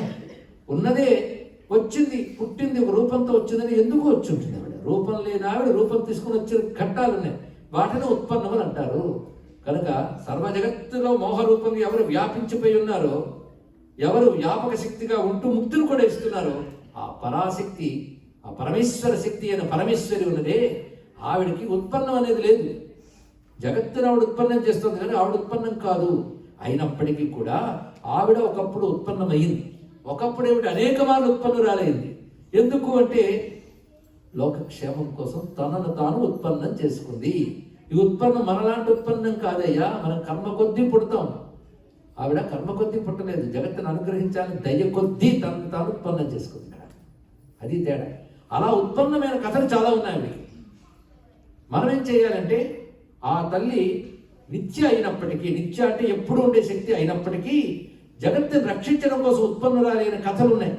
ఆ కథలన్నీ అప్పుడు ఉత్పన్నురాలే జగత్తుని రక్షించింది. కానీ తర్వాత కూడా ఉత్పన్న కథలు తలంచుకుంటూ, స్మరించుకుంటూ, పారాయణ చేసుకుంటూ, శ్రవణం చేసుకుంటూ ఉంటే మనం క్షేమంగా ఇక్కడ ఉండడమే కాకుండా తర్వాత మోక్షాన్ని కూడా పొందగలము. కనుక అప్పుడు ఆవిడ ఉత్పన్నురాలైన కథలు మనకు పనికొస్తాయి కనుక ఆ కథలే నీకు ఇప్పుడు చెప్పబోతున్నాను. విను. ఈ శ్రద్ధగా వినడం వల్ల అమ్మంటే ఏమిటో నీకు తెలుస్తుంది, ఆ స్వరూపాలు తెలుస్తాయి. వీటితో ఆ తల్లిపై భక్తి ఏర్పడుతుంది. ఆ భక్తితో నిరంతరం చింతన చేసినప్పుడు ఆవిడకి ఇహము, పరము, పరమాత్మ అన్ని అనుకరిస్తుంది. అందుకే ఆవిడ ఉత్పన్నం అయ్యింది అంటే అప్పుడే వచ్చిందని అర్థం కాదు. ఒక ఆయన మనం ఊరికి వచ్చాడు అంటే అప్పుడు ఠాంగా ఆవిర్భవించాడు కాదు, ఎక్కడ ఉన్నవాడే ఇక్కడికి వచ్చాడు. అలా అమ్మవారు ఉత్పన్నురాలు ఏంటంటే ఎప్పుడు ఉన్న తల్లే వచ్చింది. నిత్యైవస, ఇది కూడా ఇందాక చెప్పిన 3 శ్లోకాల వల్ల మహిమాన్వితమైన అమ్మవారి యొక్క స్వరూపం చెప్పే శ్లోకాలు. నిత్యైవస జగన్మూర్తి తయా సర్వమిదం తతం. మీరు భగవద్గీత బాగా చదువుంటారు. అందులో ఏన సర్వమిదం తతం అనే మాట ఎన్ని మార్లు వస్తుందో మళ్ళీ ఆ ధ్వని ఇక్కడ వచ్చింది. అందుకు ఒక ఆయన అన్నాడు 700 మంత్రాలకి 700 శ్లోకాల గీతకి ఏదో అనుబంధం ఉందయ్యా అని. ఈ రెండింటి పని మోహాన్ని క్షయింపజేయడమే, అంటే మోక్షం ఇవ్వడమే అని చెప్పాడు. అందుకే ఒక విధంగా ఈ గ్రంథం గీతనే భావించాలి, భగవద్గీతే. పైగా బ్రహ్మవిదాంబర అని ప్రశ్నించాక ఇంకా ఆయన చెప్పబోతున్నదిగా మొత్తం కథ. పైగా శ్రోతమిచ్చామని మఠం వేసుకున్నారు. అప్పుడు చెప్తాడు ఆయన, శ్రోతమిచ్చామని కూర్చోవాలండి. మేము అలాగే కూర్చున్నామంటే అంత త్రికరణ శుద్ధిగా కూర్చుంటే తప్పకుండా బ్రహ్మవిద్య వస్తుంది. అదే బ్రహ్మవిదాంబర అని సంబోధించి కూర్చుంటే నిత్యైవస జగన్మూర్తి. ఎంత అందమైన మాట అంటే ఇప్పుడు అమ్మవారికి మరొక పేరు నిత్య. నిత్యానామం మనం చదువుతూ ఉంటాం వెళితే కూడా. నిత్య అనే మాట ఎంత గొప్పదో. నిత్య అంటే ఎప్పుడు ఉండేది, ఏ మార్పు లేకుండా ఉండేది. రెండు అక్కడ ఎప్పుడు ఉంటుంది పరమేశ్వరుడు, పరమేశ్వర శక్తి. వాడికి ఎప్పుడు మార్పు ఉండదు, ఎప్పుడు ఒకే ఉండే సచ్చిదానంద తత్వం.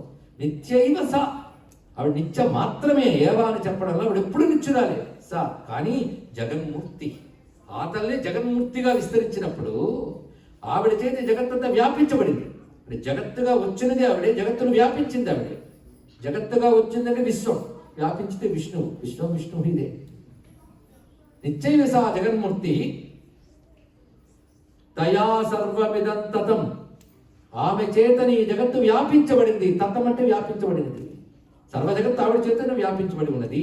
తథాపి, ఆ మాటలలో అర్థం చూడండి, ఆమె నిత్యురాలు సర్వ జగత్తుగా ఉంది. అంటే నిర్గుణముగా ఎప్పుడు నిత్యురాలే, సగుణముగా జగత్ రూపంగా ఎప్పుడు ఉన్నది. అయినప్పటికీ తథాపి, ఎప్పుడు సర్వవ్యాపక శక్తిగా ఉన్నప్పటికీ తత్సముత్పత్తి బహుధా, ఆవిడ అనేక రకాలుగా ఉత్పన్నురాలి తన రూపాన్ని ప్రకటించినవి చాలా ఉన్నాయి సుమా. కనుక అమ్మవారు ఎప్పుడు నిత్యముగా ఉండేది, విశ్వరూపముగా ఉండేది.